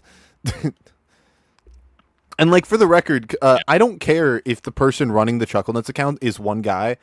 They are all associated with it. It represents all of them. It represents all of them. That's actually, I hadn't even considered that. That's sort of their way of like throwing a rock and hiding their hand. To post it from their group account so nobody knows who did it. Like, no one would take responsibility for it. It's just this amorphous blob of the Chuckle Nuts. Like, and then if it ever comes to light, it's like, oh well, they'll just pin the blame on one guy and then divorce them from their group and bring someone else in. Which would be a little more cynical than I would go. I was going to say that would be mad funny though if that is what happened. I wouldn't be surprised if something like that would happen. Like quick play gets brought back and everyone's like really happy, and then everyone says, "Wait, what the fuck? Wait a second, these people were making fun of it," and they're like, it was this guy," and then they point to the guy in the back. They're like, "What the fuck?" Some unpaid intern running the Chuckle Nuts account. Yeah, some poor guy. Like, yeah, we actually paid someone to make these tweets for us. It's not actually us. We didn't even pay. We didn't actually know he was even making the tweets. We were just like, oh, we forgot we had a Twitter account. Really, we weren't even paying attention to that.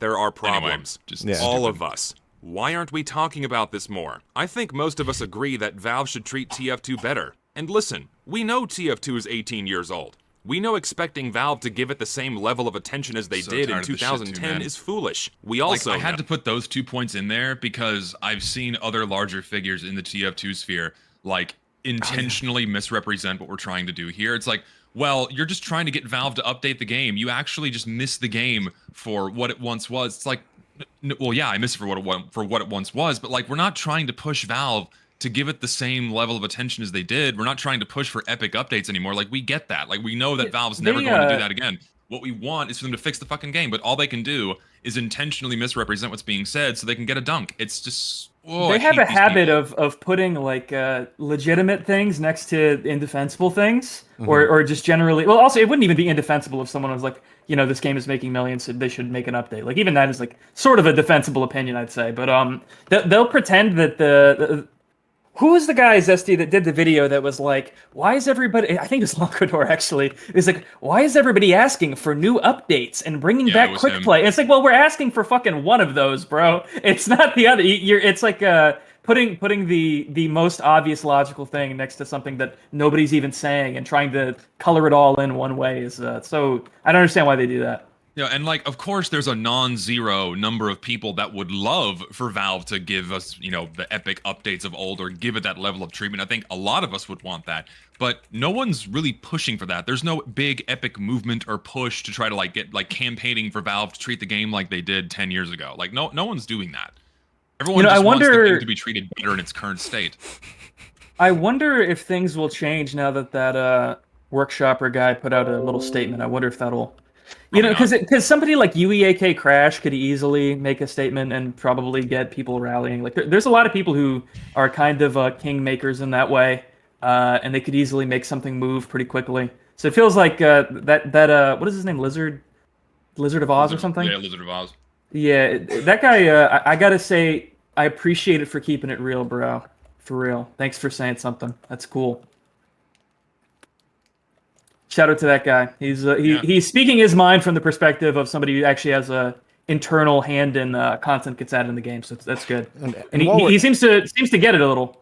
And while we're at it, shout out to Cypherlock for coming on UFR and speaking his mind about how some of the cosmetics in the Scream Fortress update were not very good, from the perspective of someone who also gets content in the game, and acknowledged that he was risking himself opportunities to speak with higher up workshop creators by being on UFR, which is a stupid fucking thing that should not be the way it is, but it is. So shout out to Cypherlock as well. Also, this is funny as fuck, and I wanted to put it on screen because it was really funny to me. Well, what is it? It's just the stream's not caught up. It's in Podcast General as well. It's just a screenshot from my Discord. Oh. It's very good. God. We also know that TF2 will never be the same as it was in its glory days. Nobody is really asking for this. We just want to not be disappointed by the game breaking every single time Valve drops an update. Updates that they don't even make, their players make it for them. If Valve is really wanting to sunset this game, made very apparent by their release of the SDK and the in-depth... Alan is gone. We've lost him. Can we get a F in the chat? F in the chat for Alan.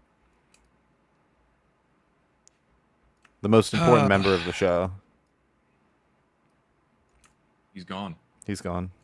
Gone but not forgotten. Definite status quo that we've been in for 8 years. At the very least, they can... I put that funk clip in there from his I Miss TF2 video, and it's like he also complains about the indefinite status quo, and like that, here we are, like 5 years later, and still here. Yeah.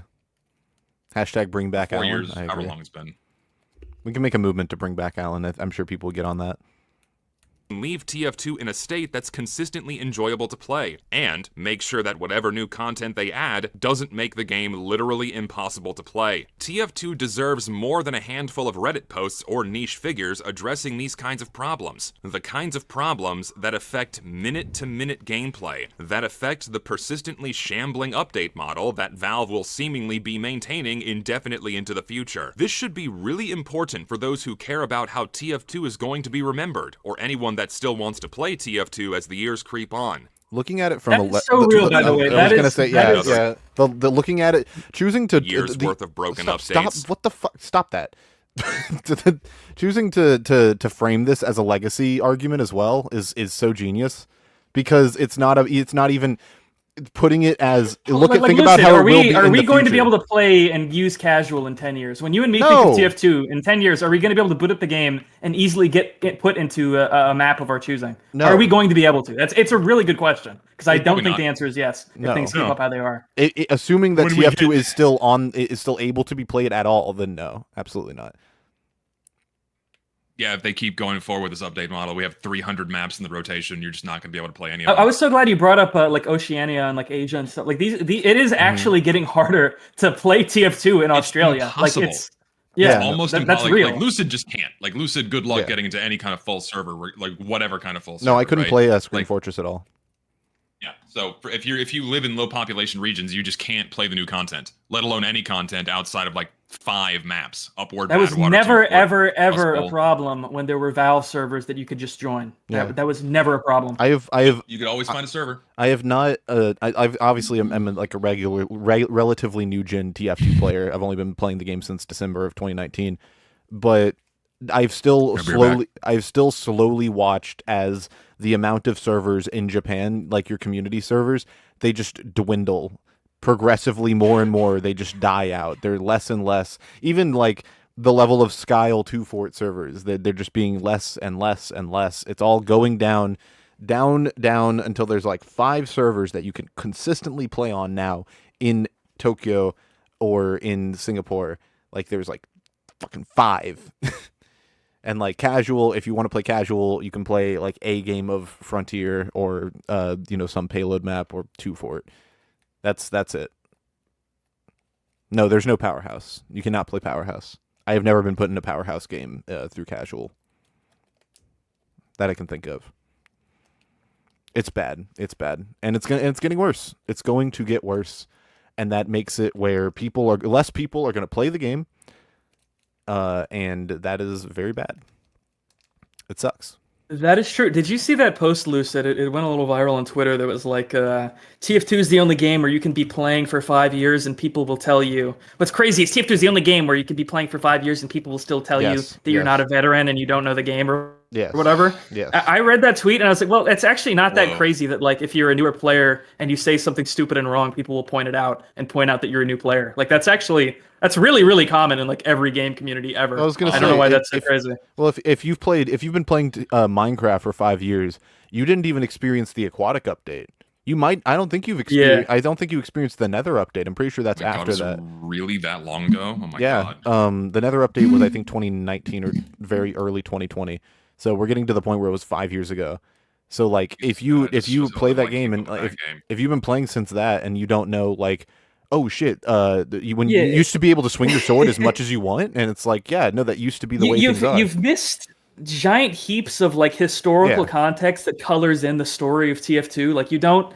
It doesn't mean that you understand the legacy or how like certain mistakes have hurt the game in the past or like you don't understand anything other than the status quo essentially. And to be clear, it doesn't. and to be clear, it doesn't even mean that you can't. It means that when someone with more seniority to you who has played it, like when that person can say with confidence, this is how it was, I was there, I experienced it, you should maybe heed what they say and try and cross-reference what they say with other people. Because I've done that for research on videos about like the MVM ARG or the Pyromania ARG. I've had to go back and watch these people and see what TF2 was like, and it was completely different. It was completely fucking different. This is the normal thing to do when you're a newer person in a community and you want to understand it better. Like that's regular. And also, I just think it's so funny that like having to abide by any dimension that isn't like playtime and in-game skill and MGE and stuff, it just totally short circuits these people. Like if you tell them like starting in 2020 doesn't matter, they're like, well, I'm like a loser who plays MGE 24/7. I have 14,000 hours. What do you mean I don't know this thing from like 2009?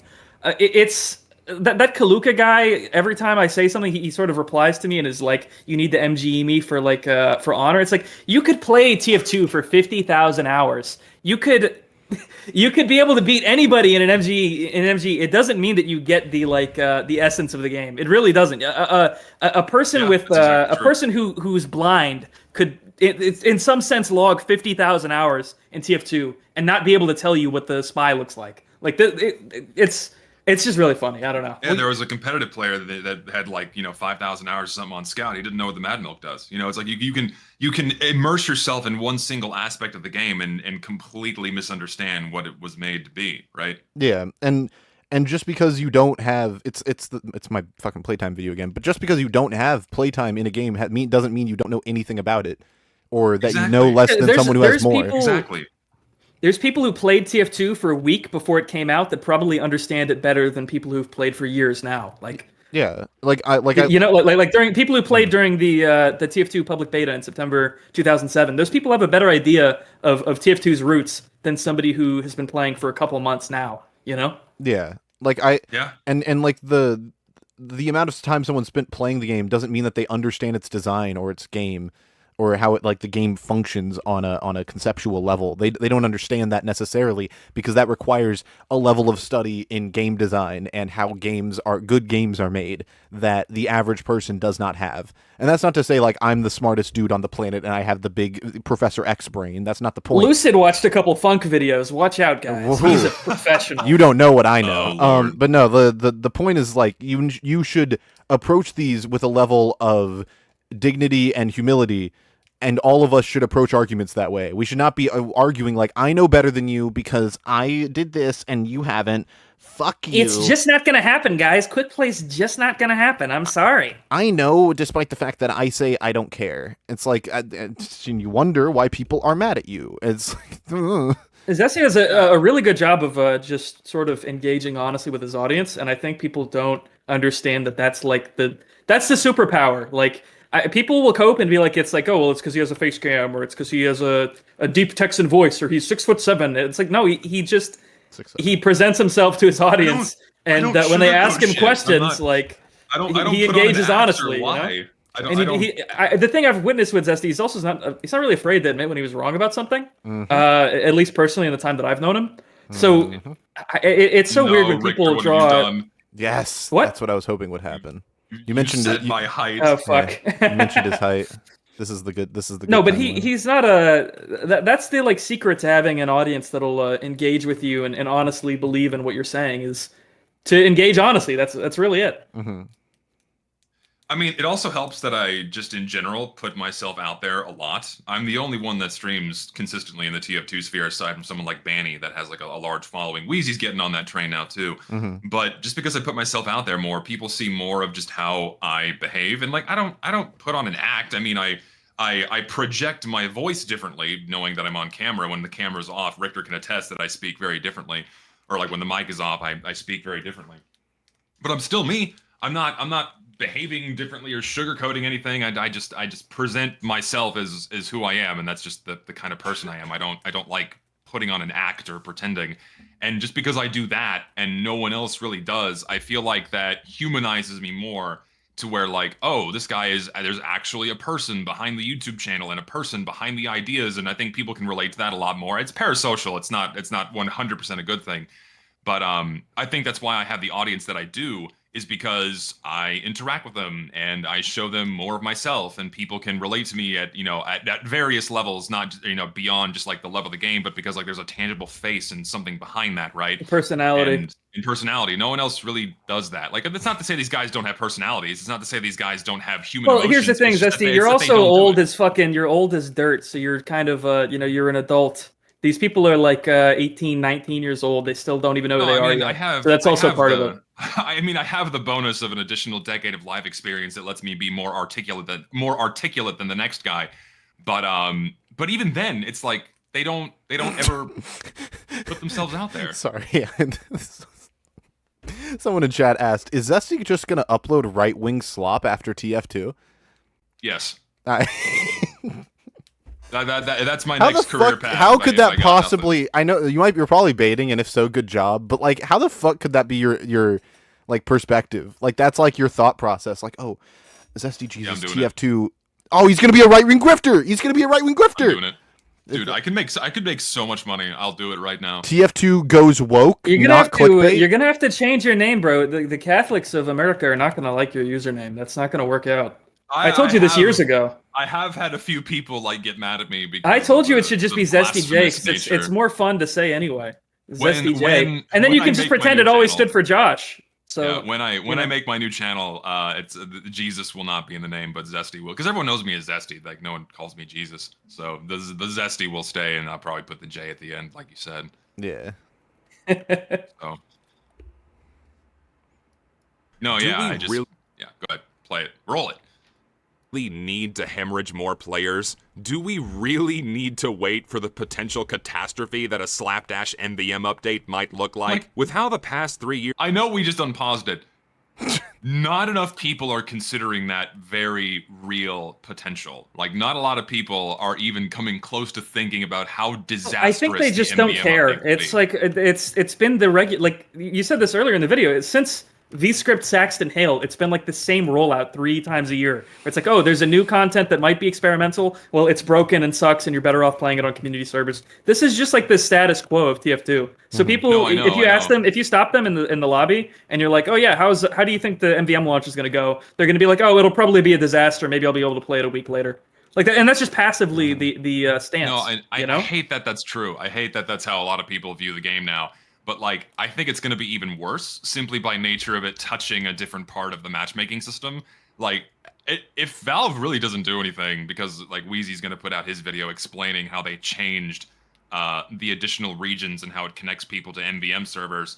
If they don't touch anything with casual mode and the matchmaking system, when that update comes out, it's going to be horrible. Like, you think things are bad now, it's going to be way worse. Way worse, where basically nothing is going to work. And I genuinely believe that.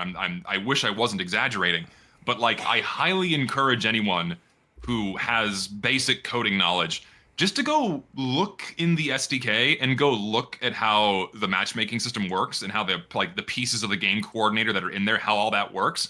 If you read that and then think about it for more than 5 seconds as to how people get into MVM servers, your eyes are going to glaze over in fear of like, oh shit, here's this massive meteor that's about to slam into like TF2 planet, and the only ones that can stop it are like the space aliens with a big spaceship that can like redirect it with a gravity beam. That's Valve, right? But like, if they don't do that, it's going to be fucking apocalyptic. No one is going to be able to play the game. It's going to be fucking horrible. I like describing Valve as space aliens. That's poignant.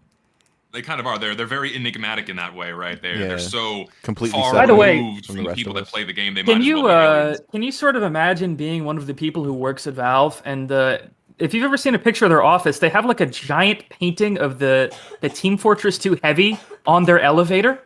Like when you go to the elevator, it's a giant like A-posing Heavy silhouette. Like, can you imagine like going into Valve every day and like seeing that and like knowing what TF2, like the state TF2 is in? I can't really fathom that nobody at Valve cares about the state of this game. It's insane. It tells you that a lot of the people who care are gone. That's the number one thing. Like, Richter, I'm sure some do, and I'm sure that there are some people at Valve that would want to work on TF2, but I guarantee you it's corporate higher-ups that are preventing them from doing so. Like, it's a mix of the whole do whatever you want thing at Valve, but also going back to the Richard Geltrich, what's his name? But going back to going back to the Richard Geltrich thread of tweets, where it's like people assume like, oh yeah, people can do whatever they want at Valve, but there's absolutely the corporate arm that is observing what everyone's doing, and if you're not working on something valuable, then you're probably going to be fired, or you're going to miss out on a bonus, or you're going to be viewed negatively in the company, and then no one's going to want to collaborate with you, and then when that happens, your branch will wither and die because you're not getting any valuable assistance, right? Well, the other thing about the games industry, right, is that who's valued in the games industry is programmers and game designers, like people who build things digitally, like people who build the products. Yeah, less so artists or people who what I'm trying to put in perspective here is how much value are you providing to the company of Valve, and how easy is it going to be to pitch to a higher up? I need to go back and I need to make TF2's system that's currently still working better. How valuable is that going to be for a programmer to do compared to I need to go work on Half-Life 3, Oh yeah, and that's why I'm writing my this next casual mode video in the way that I am. I'm literally writing it as if though it were a Valve pitch, explaining that like, oh no, this system is not working. It is literally broken, and here's why. Keeping it as short as possible, as direct as possible, with no fluff or extra language or appeals to emotion, nothing. Like, this is what's wrong objectively. Here's the results of it in all the game data I got from people, and then here's what you can do to fix it. Right? That's like the like, there you go. Like, I think that's like the best way to present this to people who play the game, or anyone who even people that don't play the game could like look at that and go, oh wow, that is really fucked up and broken. Do you think anyone has ever looked at the Heavy poster in the elevator and thought it was like a poster of like a former Valve employee or something? Oh, it's Gabe Newell, the Gabe Newell silhouette that's up there. Hell yeah. Maybe that's a possibility. Like they're that out of touch with Valve history or anything to do with TF2. That's funny. Hold on, can we get a picture of this this elevator? I gotta dig it up real quick. A second question: do you think anyone has ever ejaculated while looking at that Heavy painting? Huh? Here we go. What? Check this out. Put this on screen if you would. Are we just going to ignore what was just said? We're just going to move on to the next thing? What? I don't even care. It's Lucid. I do. It concerns me. Oh, I didn't know it was... Oh, I'm sorry. I thought it was in the elevator. That's why I asked that question. My fault. I didn't know it was literally on someone, like, was beating off in the elevator. No, yeah. Yeah, throw this on the screen if you would. I want people to see this and imagine like clocking in every day at this place. And then, like, knowing what TF2 is like. I feel like that's insane.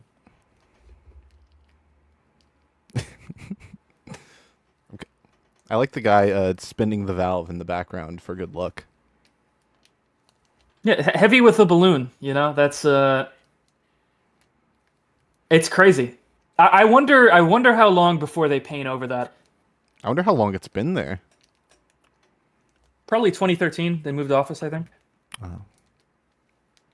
Yeah, that's kind of insane. That it's also so bizarre that it's the heavy holding a balloon. Yeah. Like that's what they viewed TF2 at that point in its lifespan. Like this is what TF2 is like the guy that holds the giant minigun holding a fucking child's toy, a balloon. Like, oh look, it's this whimsical little silly thing the big guy's doing. It's funny. Yeah, it's kind of that strange. Disappoints me. It's kind of uncanny. Well, that's because Pyrovision sort of swallowed all of TF2's identity at Valve, but I'll get into that some other time. True. Can we get a true in the chat? Can we get a so true? Anyways. Okay, yeah, get the fucking stupid balloon Past thing 3 off. years of update launches have gone. Can we really honestly say that we expect Valve to prepare their matchmaker for NVM? Are they really going to accommodate an influx of players or anything that resembles a smooth rollout? I certainly don't think they will. What? Is the video playing? Yeah. You left. Yeah, it's not from. Yeah, the thing broke. Come back here. Oh, and you're fine now. All right, I'm back. I don't know how you could either, but we have the power and Someone said it's the famous iconic balloon from Meet the Balloon. What is everyone saying so true to? Is to you saying the Pyromania thing about Pyromania swallowing TF2s in 2013. Oh, well, that is true. That is true. And we said, can we get a so true? Because I agree. I concur. Oh, I didn't realize you actually. Yeah. Okay, I'm just like a fucking idiot, I guess. I don't know. That's cool. What else is new? Influence to get things changed. We've done this before. Whenever we talk about bad hats and skins, we sometimes get better hats and skins. When we asked Valve to unmute free-to-plays, they mostly unmuted free-to-plays. When we complained about too much holiday content, specifically maps, we got summer updates. We complained loud enough about the bots, and it seems like Valve listened and actually did something. Complaining works. Raising alarm works. It is long overdue for everyone to acknowledge how Valve treats this game. So complaining works, right? I agree. Obviously. No, obviously, right? And it's tried and true method, works time and time again. But simultaneously, I'm kind of fed up with people acting like all you ever do is complain. Like it's actually getting on. Sorry. It doesn't matter if all it like No, didn't. I know. All I ever did was complain. No, I know, but it bothers me because like as someone like who has listened to you for more than 5 minutes who knows that isn't true, it's just crazy to me that like people just write you off like, oh, that guy doesn't like anything. He doesn't like anything. He doesn't care about anything. He just gets mad at stuff. And it's like, man, this is it's just sad. No, I know a lot of my videos are like 60-40 negative positive. I get that, but there's plenty of examples of me out there being very appreciative of what people make, things that have been added into the game. Well, not with as much frequency as I would like, but I complain with a purpose. I'm not complaining for the sake of it. Like I'm complaining because if you do, things can improve. And like it worked for me. Just me, only me, complaining about bad hats and skins and kind of rallying my audience to get behind the idea of like, wow, these skins suck and a lot of these hats suck. And just making a couple of videos made a difference. And like better content was put in the game for a couple of years. And then I stopped doing that. We went right back to old hat.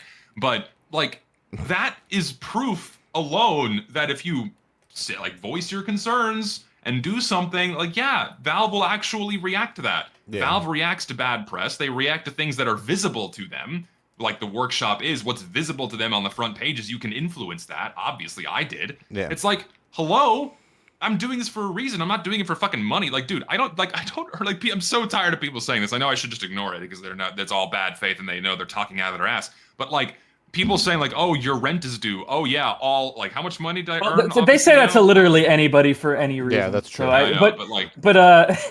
you got to. It is very rich to see somebody who makes like weapon review part 42 be like, "You're just doing this for money." It's like, well, what are you fucking idiot? Like, how much money did I earn off this video? I have earned it's not even telling me. I've earned like probably like $30 off this video. So. Wait, what? No. Great, I can, no, what? How? What? No, that like cannot 80. be true. Yeah, like a 100,000 view video translates into like $100, something like that. It's not much. So it's like, great, I can pay my power bill this month or my internet bill this month because I pay $100 a month for gigabit internet. And that's like his first upload in like 6 months. To be fair, Yeah. you rack in the dollars, Zesty. You can't ignore that. No, I mean, my streaming is, I've earned more money streaming this year alone than the entirety of my YouTube career. Like, I gotta start fucking streaming again. It's fun. It's also fun. It's also fun. Yeah, no, fun. you're right. It's fun. Yeah, if I like streaming alone has earned me a shitload more money than actually making videos. Like if I took the time making that YouTube video and just streamed all of those hours, I would have made like 10 times the amount of money. But I chose not to. The problem with streaming is I used to just Rat Labber told me I'm like a fucking idiot because I would just stream like the first like hour of Half-Life 2 over and over again because I thought that's what like my audience wanted. They just like Half-Life 2. I'm like, he was telling me like, why are you not like playing mods or something? Like, make it interesting. I was like, I guess you're right. I'm an idiot. I guess I don't know, but I need to stream more. I'm on UFR because I think streaming is so fun and reading the chat is so fun. No, yeah, and like this isn't me being ungrateful. Like I am immensely fortunate and in like thank God that I have been blessed with an audience that is as generous as they are. Well, people will just throw money at me for talking to them. That and here's a little flag for the Chungus people. Okay, that could be you. You could fucking go live and talk about this shit, and Zesty's audience would probably like reward you. That's like and that's like real. Okay. If you can't find it in yourself to do it for the good of the game, okay? I'm just saying his audience is they like to hear people say these things because they don't get said very often. People are hungry for more than one person stating the obvious. Yeah, that's true. Which is a hilariously low bar. Yeah, it still blows Richter, my imagine mind how much that, money you'd make streaming instead of joining streams. You're making a good point. Like, Jesus Christ, dude, like, that still blows my mind, too, is, like, I can just go live and talk to my camera for an hour and I'm holding 4-figure view count. That's nuts to me. Like, what am I doing? I'm literally nothing. I'm literally nothing but just talking. Nuts to me. Mm-hmm. Nuts to him. Give nuts to him. Give nuts to him. Simply brushing this to the side is only going to make these problems worse. Exactly what needs to be done about these problems, we can argue that until kingdom come, but can we at least start? Some of us have. Thank God. Wheezy, for example, is raising alarm about the MVM update. That's my goat. Thank God someone else is. Thank God Wheezy is doing this, man. He's not only the most qualified, but the one with the right audience and angle to do it because he's the MVM guy. Mm-hmm. Thank God he is. Peem. I agree. I like Wheezy. He's cool. Yeah. He's pointing out that Valve can't just pick whatever. Wheezy's the king of riding his bike in the sunshine when things are going bad. Like the world could be burning and Wheezy would be riding his bike in the sunshine. That's how Wheezy goes. And so whenever he says something, it's very much appreciated because he has to stop riding his bike in the sunshine. And I support him. Well, his secret is that he eats a lot of ice cream, and that's serious. Oh shit! I need to comp. He's yeah. I'll have you know I also ride my bike in the dark as well. Oh, thank you, Wheezy. I appreciate that. Go. See, Wheezy, we need to get art of you riding your bike in the sunshine, and then that needs to play as your starting soon screen or something. And like that. That's just you. Just you. Through Your little banana TF2 head. loadout riding like a banana-shaped chopper. Banana Perhaps bike. have pretty thumbnails and toss them into the game. I think it's a perfectly acceptable expectation for a game company to always playtest new content before releasing it, instead of offloading that responsibility onto the players and then retroactively fixing any problems that arise. That alone would greatly improve the seasonal update cycle. Look, it's pretty obvious that a distaste for the state of the game obvious. Really really funny when your Texas accent comes out that strong. It's really like, obvious. Look, it's really obvious. It's that really we're obvious. in the middle of some bullshit with Listen, TF2. Certain words, just I can't mask it. I just can't hide it. massively permeates throughout most of its players, more so now than during any previous point in TF2's history, aside from the launch of Meet Your Match, of course. It's not a niche or uncommon opinion that the matchmaking... Wait, what the... Wait, go back. No, I need to see the pogging Aside from the engineer. launch of Meet Your Match, of course. It's not a niche or uncommon... No, yeah, like this is like another example of people going, well, matchmaking's broken. Where do we go play the game? Like the service that the game company offers you to play their game does not work. So now we have to go elsewhere to play the game. Where do we go? Like that's such a bleak thing to post because that's what that's saying. What the fuck am I looking at? What is this? What? The fucking engineer on the screen. What is Okay. what the fuck is this? That's the average TF2 fan when they see a new neon slop box. That's what they do. This is one of the most perplexing images I've ever seen. I can't. They should add it. Fuck it. Why not add that shit? Put it in the game. Put it in the game. Why not? Toss it in there. If they made it Halloween restricted, it would Actually, be better is that than already in the game? I wouldn't be surprised if that was already we have in like the game. the Popeyes for pyro, and then like another cosmetic that's all class where the eyes are popping out of the head. So we have basically 2 equivalents of this. Yes. You know what? Actually, $1 million idea. It would actually be a funny taunt.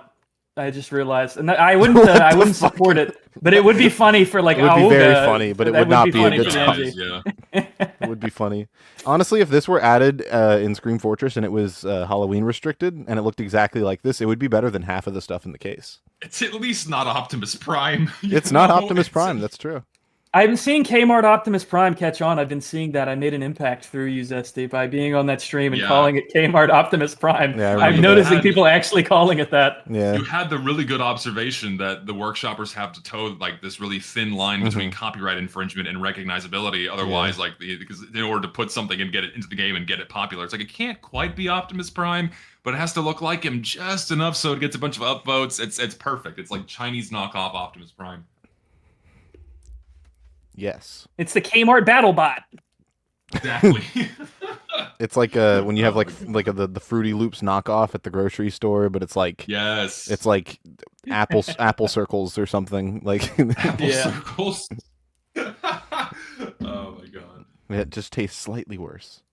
Opinion that the Great value. matchmaking system sucks. It is deeply flawed and hurts this game. At some point in the last decade, every notable person you can think of has said something about the dismal state of the game. It's hardly anything brave or daring to say at this point, and yet, since 2017, virtually nothing has been done about this. Other issues defiling the game in recent years have brought about multiple meetings of the minds, where people who can and want to make a difference. Meetings of the minds is such a funny way to describe Safe TF2. I mean, it was these guys all got together and coordinated, the date at which they should all post their videos and what have you, and they all came up with this idea together. I mean, it's what it was. Yeah, but I find that like that phrase is usually used to describe like a meeting between like big thinkers, Geniuses. Yeah, it's like the founding fathers or something, Yeah, and we have like Bearded Expense and Swim Gym in the same room. It's like, oh shit, things are about to happen. For the record, they omitted me entirely from the first one because of stupid bullshit drama, and they didn't want my name juxtaposed against that, and that left a very sour taste in my mouth. It's like, why aren't you using me too? Like, I had at that point in time, I had a sizable audience that I could have used to like throw more weight at this and get more people doing it too. That made me mad. And then, and then I got drunk and made that shitty video, which I again profusely apologize for. It was totally unnecessary. But then with Fixed TF2, it's like they omitted me again because like initially it's like, yeah, we don't want to juxtapose the controversial drama guy next to this. But then they later came around and they're like, yeah, let's get him in here. And then we got together and talked about shit. So I was I see people writing about my relationship with this stuff from a very weird dimension because I was invited to both of them. Like I was in the Discord for both of them, but people sometimes write about me and they're like, Zesty and Richter are just mad they didn't get invited. And it's like, well, that didn't happen. Like I don't know what else to say. Like I was in there and I was still like I made these videos to support the movements. I did a Save TF2 video and I did a Fix TF2 video. I was like, this is good. Here's my concerns. Here's what I would do differently. But in the end, if you care about TF2, you should support this. So it's interesting when people take this position with me that I'm like bitter because I wasn't involved. And it's like I was literally involved with both. So I don't really understand that, but I do. My bitterness stems from the really petty bullshit of like, yeah, we'll just ignore this guy because we just don't like him. It's like, ugh, I hate that crap. Yeah, especially like obviously I wasn't there, but like it'll be too much drama to have Save TF2 associate with Zesty. But we will invite Whammo. This is just a fascinating juxtaposition. It's just interesting. Which is because this was in what year was this? I also I don't want to. I haven't looked into this. I don't know the like story behind this, but I've heard that Whammo has like a VAC ban for cheating. So that's like a really funny person to bring on your like anti-hack campaign, Yeah, assuming that's true. Was this 2022? Yeah. My timeline is so fucked up. When the video he made about me was that, I don't remember what year that was at this point. I'm pretty sure that was 2021.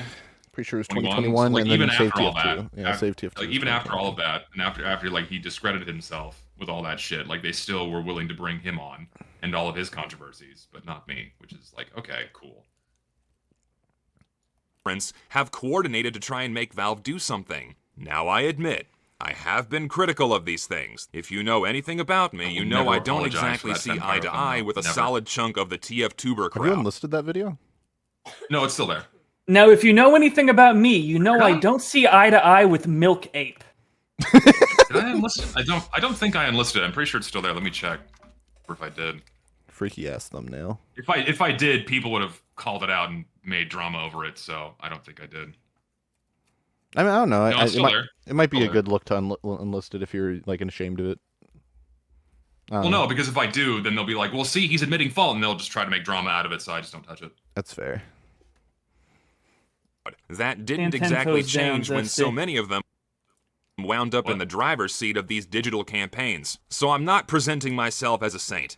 I'm not gonna pretend that I've likely not made certain community efforts a little bit harder through my scrutiny. I can only hope that people believe me when I say it was never the act itself of lobbying to improve the game that I ever want to discourage. That act is absolutely necessary. But what I will present to you is myself. Someone that has spent thousands of hours playing TF2, spent tens of thousands of my own money on it over the course of 15 years. I've built a sizable YouTube channel off of this game. I've made lifelong friends in the game. Even my current girlfriend came as a result of my interactions with the player base. And Why did you put that text there, Zesty? That's only going to be used against you. You should know better. Why would they're gonna be like, he's dating fans? I don't know. It's just listen. It was okay. That's true. But like, people don't exactly like Soundsmith very much, do they? You know? No, a lot of people love him. I was gonna say most people I know love him. Yeah, most people fucking love Soundsmith, and his girlfriend is a fan. Also drew fan art for him, if I'm recalling correctly. So it's like he can do it, but I can't. I'm not saying you can't do it. I'm just saying, you know, it's never mind. This is not even a conversation to do on stream, so I'm not. I'm dating an adult human female that can make their own decisions, and well, that's not even what I. Okay, that's not even what I mean. But whatever. She's a big girl. She's a big girl. She Whoa! can make her own decisions. That's weird. Like what? Never mind. I was being weird. I'm sorry. I was being funny. Not my fault. No, she's a big girl. She can make her own decisions. I thought you like famously said big chicks eat their feelings. That's not what I mean by big girl. Come on. I'm sorry. Play the video, listen. Get me out of here. Know for a fact that Richter, it's really Zesty's fault. Zesty brought up his girlfriend. It's really his fault. About it. Like, the point, like, that's not me bragging. That's me showing just how much of a positive impact this game has had I'm in my saying life. it's showing the level of attachment I have to this game. Like, even the person that I'm considering marrying is like, oh fuck, I met them because TF2 exists. The game means a lot to me. Yeah, okay, never mind. Just go on. That's not what I was talking. I'll talk to you about it later, Zesty. There are plenty of other people who give a damn about TF2 with a similar intensity. People who want something to be done. This is my video attempting to reach those people. Just for one occasion, for one moment in time, I would like for all of us to put aside any contentions you have about me, have about what I've said, and just hear me out. From one person who cares deeply about this game, about its longevity and its legacy to another. I am damn well sure that if nothing happens to fix these problems with matchmaking, or if the level of care we receive does not improve, TF2, this game that is so deeply important to millions of people, is going to have the last leg of its life defined not by a beautiful sunset like it deserves, but by a whimper. A whimper that is a ham-fisted series of automated updates, smashing in more and more gigabytes of borderline unplayable or broken content. It's like the Michael Jordan playing for the Wizards. It's just like sad. It's just like you watch this once great thing just slowly get really, really bad, and it's clearly past its prime, and it desperately needs to be taken care of and sunsetted, but it just can't for some reason. It's really, really sad. One of the worst fates that could be given to a piece of ongoing art of any kind. until it eventually becomes impossible for players to connect to an official server. I don't know if I'm coming off as... Like, imagine if a Roman who was around when the Colosseum was first built saw what it was like now. Like, do you think they'd have like a similar feeling? I know it's like a really like high, like a overly dramatic way to put it, but like it's just like you see this thing that stood for something really important, and now it's just decrepit and rotten and ruined, and it's just sad. It's just, yeah. Anyways. Dramatic. But even if this game was not running on the Source engine from 2004, Valve's current update model forward would still be unsustainable. I genuinely fear that TF2 will be the first online game to literally grow so big with content that its vascular system can't pump enough blood to keep it alive. This is already happening in low population regions like Australia, Oceania, and it's only going to get worse. We may all watch TF2 drop dead in... bad. It's bad. They can't even play the fucking game, man. They can't play the new content. They can only play like 3 or 4 maps. It's as we drop players and as the maps spread people thinner, that will be us eventually if things keep going as there. And that's not even like alarmist doomer. That's like actually true. Like, and I understand like it might not get that bad. Like maybe in like 3 years, if it starts to get really bad, Valve will do like, you know, the contractor will do like a fucking you know, a duct tape solution. But like in broad terms, it's like completely true. You know, if things don't change how they are right now, we're in for trouble, you know? Oh, yeah, we're in for not like, being able to play our game. And like, that's already happening. Like, try to go play one specific map, any of them that isn't 2 Fort Upward Badwater, right? Or Dustbowl. Just go pick a new Scream Fortress map and just queue for one. Enjoy waiting. Enjoy getting put into a half-empty server. Like, that's already happening here. Not to like such an extreme extent where you're waiting for 2 hours, but like we're experiencing the same problems. It's only going to get worse. Yeah.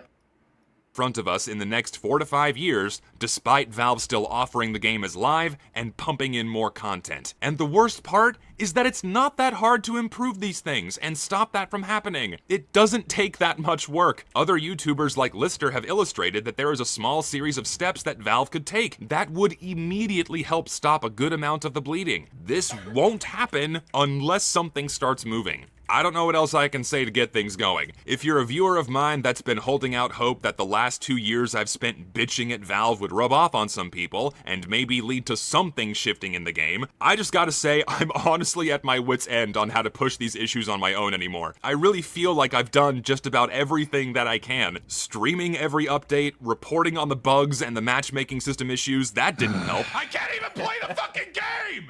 Fuck! This game makes some hundreds of millions of dollars. You have to remember that. Damn, that guy sounds fucking Making a awesome as fuck. documentary That guy about is this dope. that got promoted by people as huge as fucking Pyrocynical, that didn't help. Streaming every month, if not multiple times a month, to highlight good and high quality content for Valve to select. That did make a little bit of a dent. Yeah. But that wasn't a complete solution. We also have smaller respected channels doing their own analyses and coming to the same conclusions as I have, and that hasn't seemed to help either. We are exactly where we were 9 years ago. So forgive me if I sound a bit bitter, but from where I sit, it really seems like it's up to the other voices in the TF2 community. Those who have their own social capital completely divorced from whatever baggage I have, to pick up this torch and try to wake up the rest of the room. And if the community doesn't activate, if those YouTubers that in this current fucked up arrangement have become basically the representatives of this entire fucking game, instead of the players themselves, if those YouTubers stay quiet, in the next few years, have to have YouTubers activate people instead of the players themselves getting activate people like they're sleeper agents. Well, I mean, yeah, it's like people like it's That's like genuinely how it works. Like Uncle Dane will activate people. Like the Star used to activate people. He'd be like, "This is my video using the Beggar's Bazooka," and then it would activate everyone like drones, and you'd join a server the next day. Everyone would be using the fucking Beggar's Bazooka. yeah, that's like real. That's true. Real. It's just where the game is, man. And things have been so bad for so long that people have grown complacent that they're just kind of numb to it. And to wake people up, it's like you have to rely on the YouTubers because that's just the situation we're in. I don't like it. I wish the players themselves would kind of stick up for how the game's being treated, but Chat, do you feel activated right now? Are we activating you, chat? Activate now. Just the What Show releases a video and someone breathes a sigh of relief, like, yes, finally. I know the what drones have been activated. Valve is in trouble. They put on like the square glasses, and they're like, it's time. You gotta remember that. I've had enough of this crap. What are you guys even doing up there? Like, you gotta remember that a lot of TF2 audiences are pretty compartmentalized. There is some crossover, but not as much as people think. I've talked about this on stream, but like I feel like a lot of the people who watch the Chuckle Nuts in particular, like they watch them for them and their interactions with each other more so than TF2. Like TF2 is simply the game that they're playing, but if they were playing anything, they would be there, which is good for them. That shows that they've done a good job of being a YouTuber. But on the level of, you know, how much that reflects on the quality of the game, it's not They've it. had what I will commend them for. I think they've done a good strategy. I don't think they could have pulled it off the early steps anywhere else. I think TF2 is uniquely a good breeding ground for that sort of content. People want personalities. They like to flock to that a lot. I don't think it would have worked as easily if they were trying to do it in Overwatch or Counter-Strike or any other community that's very, very packed, you know. But what they have done is they've done a good job of sort of grandfathering their little group into all of their content. So ultimately, like, if you look at their channel, right, the Chuckle Nuts channel, people don't really show up to watch them play like Worms or whatever nearly as much. But it is still impressive that they've done such a good job of forcing videos and concepts to go viral just through a lot of trial and error. Like, it takes a lot of work to establish what the Chuckle Nuts have established, is what I'm trying to say. I don't think they would have pulled it off in most other communities as easily, but I think they are approaching a place where they could probably transition into another game and probably do decently well. I agree. And I think that's what their plan probably always was. I concur. Anyone with a sane mind that's trying to make a YouTube career is not going to stay with TF2. Yeah. True that. Yeah, we've talked ad nauseum about how TF2 YouTube is dead and/or dying. And there was literally a video that came out just the other day of a guy like begging people to make videos. Did you see that? No, I did not. I'll find it. But yeah, like people will not make content for this game, and it's not even because the game is in a state of limbo, just a state of nothing happening and nothing will happen. And until Valve sunsets it, people will be constantly waiting on the next thing to talk about rather than trying to reflect on what's already there. And as a result, there will be no new YouTubers. Like, legitimately, Lister is the last, like, through and through TF2 YouTuber to do well or to go viral, and he popped off in 2022. Well, what about you, Lucid? You're doing all right. Yeah, but I think most people wouldn't consider me a TF2 guy. What's with the rebrand that you did? It looks like Juice WRLD Fortnite. That's what it looks like. What's going on with that? That's crazy. Juice WRLD Fortnite. I'll tell you more off stream. I haven't really. Okay. I do have something to show you in that regard that I'd like your thoughts on, but don't call it Juice. It's not bad, but it does look like Juice WRLD Fortnite. I'm sorry. If you look up Juice WRLD Fortnite, you'll see what I mean. I think it looks closer to Splatoon personally, but that's. It is kind of Splatoon too, but it's like Juice WRLD Splatoon. Then we could say that. Juice WRLD Splatoon. I'll take Juice WRLD Splatoon. His song is called Lucid Dreams. So that makes sense. You know, that checks out. Fair enough.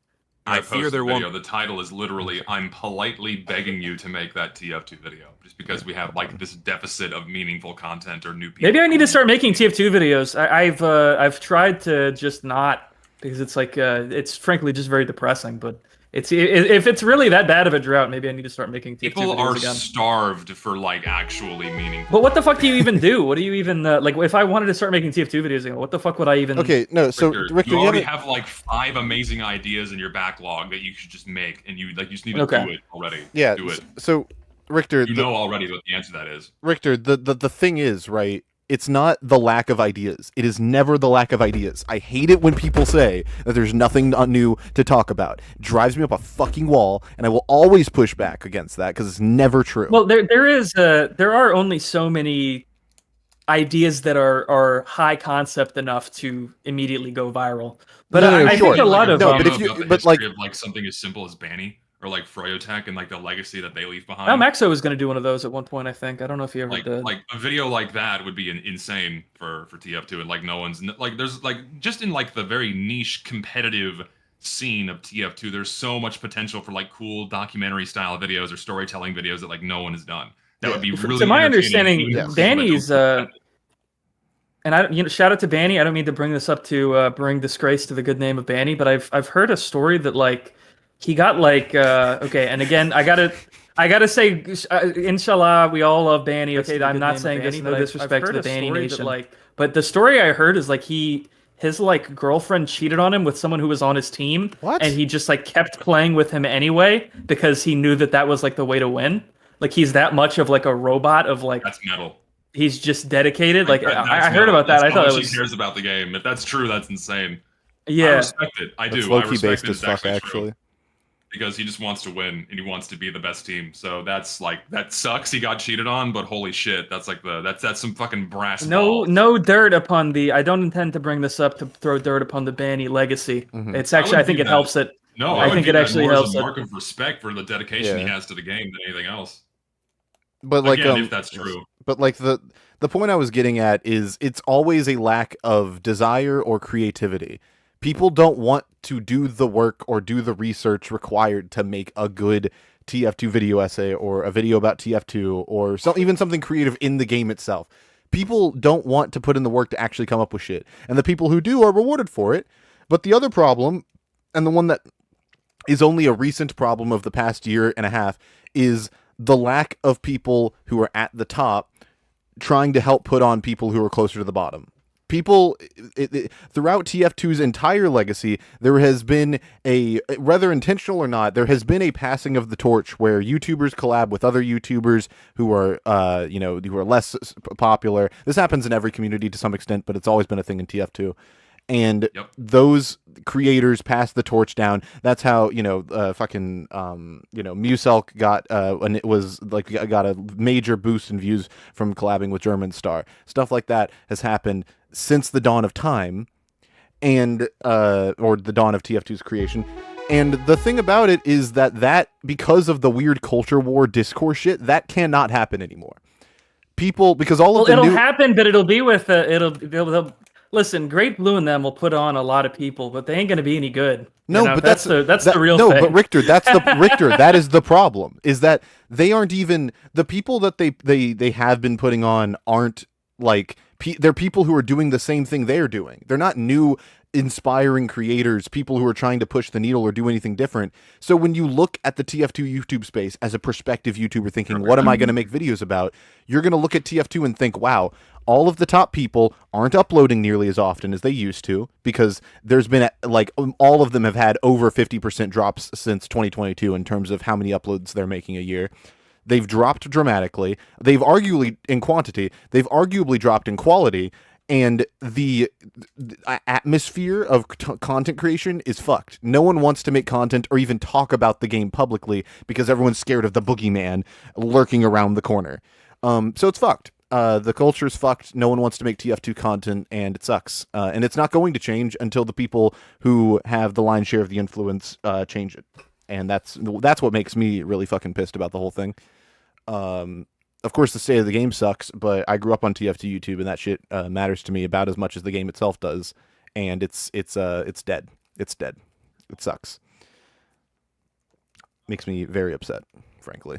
But I have beat this drum time and time again on various streams. But it's awful. True. Yeah, I don't know. Whatever. It's what is there to even put on anymore? Like you can be the king of dirt, bro. The TF2 community is I know you say there's like infinite ideas, but not necessarily. I don't want to. Not ones that will get you. Not the ones that will like go viral or whatever. I'm not like, but like things to make videos about is because people are like, oh, there's nothing new to talk about. I'm not saying that like there's that. Actually, I remember what I was going to say. I was going to say what you're sort of describing of like people not reaching to help out sort of more esoteric channels is part of why when we did Idle Time, I scooped up Casual because I was like, this guy, his ideas are not getting heard by enough people, and he he has like a little cult thing he has going on, but I was like, this needs to be seen by people, and I hope that I do hope to see more stuff like that. You know, the people who really have interesting things to say, I hope that they do get put on. Yeah, and that's one of the reasons why when we started UFR, I always wanted to get people who were even smaller than me on UFR. You know, I know their names are hush hush in these parts, but that's like the reason why I wanted to do videos with did a podcast with the Chuckle Nuts guys, as like not the Chuckle Nuts, the Swish Gas guys, as episode like 4, was because it was like, oh, we are all coming up at around the same time. Let's all try and work together to like continue pushing ourselves to make good content. And obviously, because of the culture war shit, that all fucking fell through. So that's all dead. And those people have more or less either moved on or just have ruined reputations in the greater TF2 space now. And it's awful. It just makes me sad. Because I think TF2. By the way, somebody says, by the way, Lucid, why don't you hate Zesty's guts because he stole your idea and started Idle Time? It's because it was actually my idea for the podcast. So Lucid hates me for that. I don't. For the record, I don't. I talked with Zesty about this. The only thing I was more miffed because I went. I wasn't really miffed is a bit of a strong word, but I was confused because I went on vacation and couldn't do UFR. And when I got back, you guys had started the podcast, and I had no idea about it. And I was like, oh. And then there were a bunch of people roasting me in the comments of the first episode. Yeah, that was. They were being mean. They were like, just. I don't know why they were being so cruel to you, Lucid. It wasn't deserved. Yeah. Look at what they're saying about me right now. They said Richter is the worst. So think about that. It's funny. That same guy was saying that they was like, wow, Idle Time's gone downhill. They replaced casual TF2 with Lucid, and so that person just hates everyone. Like they just go after everyone in chat. My lord. We got to get you on one of these days, man. I would love by the way, Zesty, are you gonna get this fucking? Oh, am I gonna get the next episode out? I'm gonna try my best to get it edited tomorrow. I'm not gonna have time today, so I'll have it edited tomorrow, uploaded. I'll try to release it as best as I can before I go to Japan. But the rest of my week is pretty fucking hectic. I'll try. Okay. Chat, I'm not a VTuber. Shut the fuck up. It's gonna be okay. We gotta get a good time. Are you willing to reveal who the guest is? The first ever guest? No, not publicly, not yet. I want it to be a surprise. Okay. More fun if it's a surprise. I think I know who it is. I will reveal that it's not Wheezy. So. No, he would never do that. I think people are gonna have a good time. Yeah. Anyways, I think people will like it. Yeah, we got the VTuber on. Be much left to fight for. So long as Valve offers TF2 as a playable, monetized product, we have the right to campaign for better. Its age does not matter. Its lack of revenue does not matter. Sorry, could you imagine if it was Solar Light? That would be the craziest plot twist of all time. That would be hilarious. That would be amazing. Solar Light's. I've Solar never Light's, had a direct conversation with him. Honestly, not okay. even like DMs. If Solar Light was the guest on Idle Time, his reputation would skyrocket just across the board. Everyone would like him more. It's kind of crazy. You know, and I would be willing to help orchestrate that to make that happen in good faith. For the record, I would muzzle Zesty. I would figure out whatever I have to do, because that would be good for the culture. You know. I mean, I don't care. I'll talk with anybody. I don't give a shit. Yeah. Listen, Solar Light, hit me up. You know, hit me up. Okay. Like, I already don't give a shit who I talk to. I doors open. Anyone wants to hang out, whatever. Whatever, man. He did not want to be on the 12-hour Badwater stream, which was very sad to me. I did try to get him on. He declined. It was very unfortunate.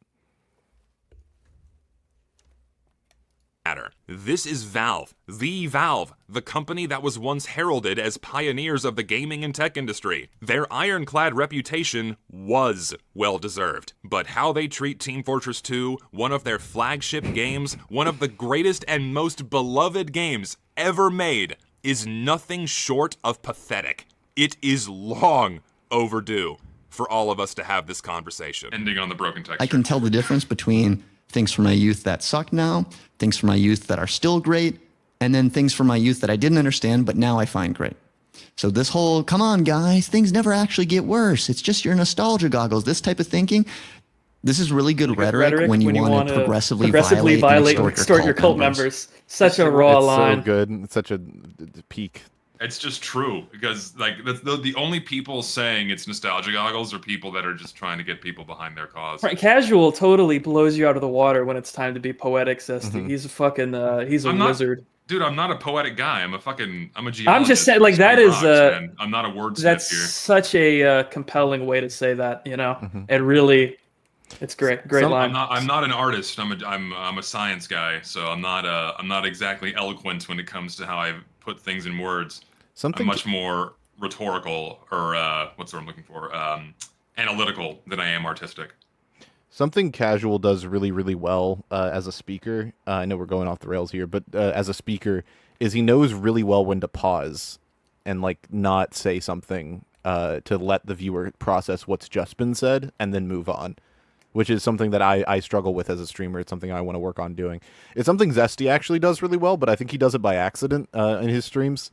Like he regularly will say something like really like that requires some thought, and then he'll just pause. But I think it's just his brain catching up with whatever he said. Yeah, I don't think I don't do it consciously. I assure you, it's not intentional. It's just how it works out. Well, yeah. Whereas Casual does it seemingly deliberately. He has very deliberate pauses when he talks, which is very, very good. What the fuck, bro? The game is broken every like 3 months, and like no one cares. It's like that's actually. Oh, I've been disconnected. That's awesome.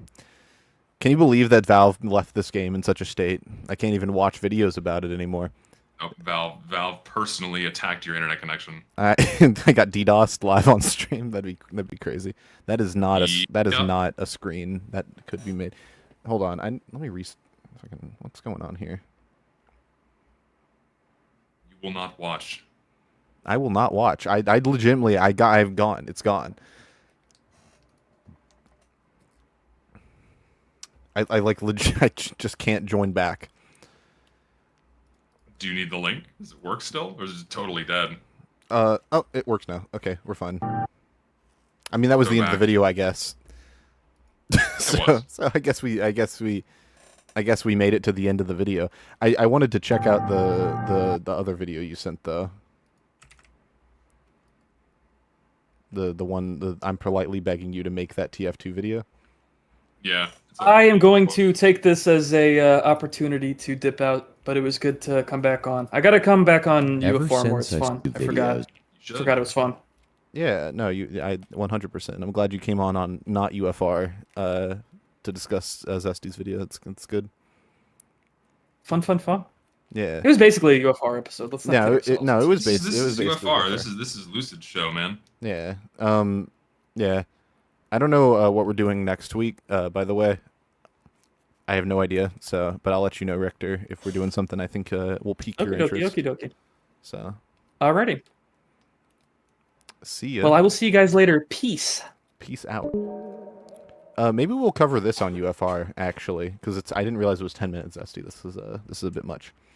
Yeah, I think this is something that's worth its own UFR episode, for sure. Yeah, we might have to do that. Yeah, because this addresses something that you initially wanted to make a video about before. I don't think you want to anymore. So that can just be a UFR episode, like discussing the drought of TF2 content and what that means. So bookmark that shit, boy. Absolutely. I just want to say I really appreciate everyone that's been very supportive of me in Lucid's audience. What is going on? Richter, can you? I meant like after the stream was over. I'm sorry. I'm sorry. I just wanted to. I want to show you something after the stream's over. Oh, you said come back. No, I'm sorry. I'm sorry. I fucked you up. You said wait, come back. I have something I want to. Okay, what? My fault. I'm sorry. That was my bad. Oh Lord. Anyway, I just want to say thank you to everyone being so kind from Lucid's audience and people from mine as well. That's why I want to make the video, is just get more people talking about this shit, because it's just so frustrating. I'm so tired of the petty drama bullshit, and like I know I do it too. Like I'm equally as I can't talk. I'm equally at fault for fueling these things, but it's like, can we just stop doing that and maybe do something together and make Valve give this game a little bit more attention? Like, what needs to be done, or what avenues to take? Like, can we just have the fucking conversation, please? My God, I am so tired of these same guys, like, trying to, like, well, you're this awful bad actor. No wonder no one wants to talk to you. It's like, hello, I'm leaving the door wide open here. I'm not attacking you. you guys are attacking me now. So it's like, can we just stop that? Do something now, please? You know, it's like and that's what I meant. That's what I meant at the end of the video. Like I just don't know what else to do. Like I'm not going to stop talking about the game's problems. Like that the dysfunctionality of casual mode and what that means is interesting to me, and I want to make videos about that. So I'm not going to stop making videos about it. But like if more people just addressed the issues, you don't even need to go in depth about it. You just have to like go, yeah, it's not a good thing that like 2 of the new maps we got just like fucking broke. It's also not good that queue times are ass during update season. Like this would be better if Valve addressed these things. Like just saying something as simple as that would put a lot of people's minds into the avenue of like, okay, yeah, maybe we should be a little bit more critical of what Valve is doing with this game, because they still like they don't want it to die. They're still offering it as playable. They're still updating it. They're still doing bug fixes here and there. It's like, come on, like Valve clearly does not want this game to die in the literal sense. So if we pressure them enough, they're going to give us more. And we've done that in the past, obviously, multiple times. So it's like, why stop with what we have when we can absolutely get better? Yeah, 100%. Also, Beth, I didn't ignore your dono. I didn't know what it meant. I'll read it just for the sake of it. But also, I didn't want to interrupt people. Beth, thank you for 5. I appreciate it.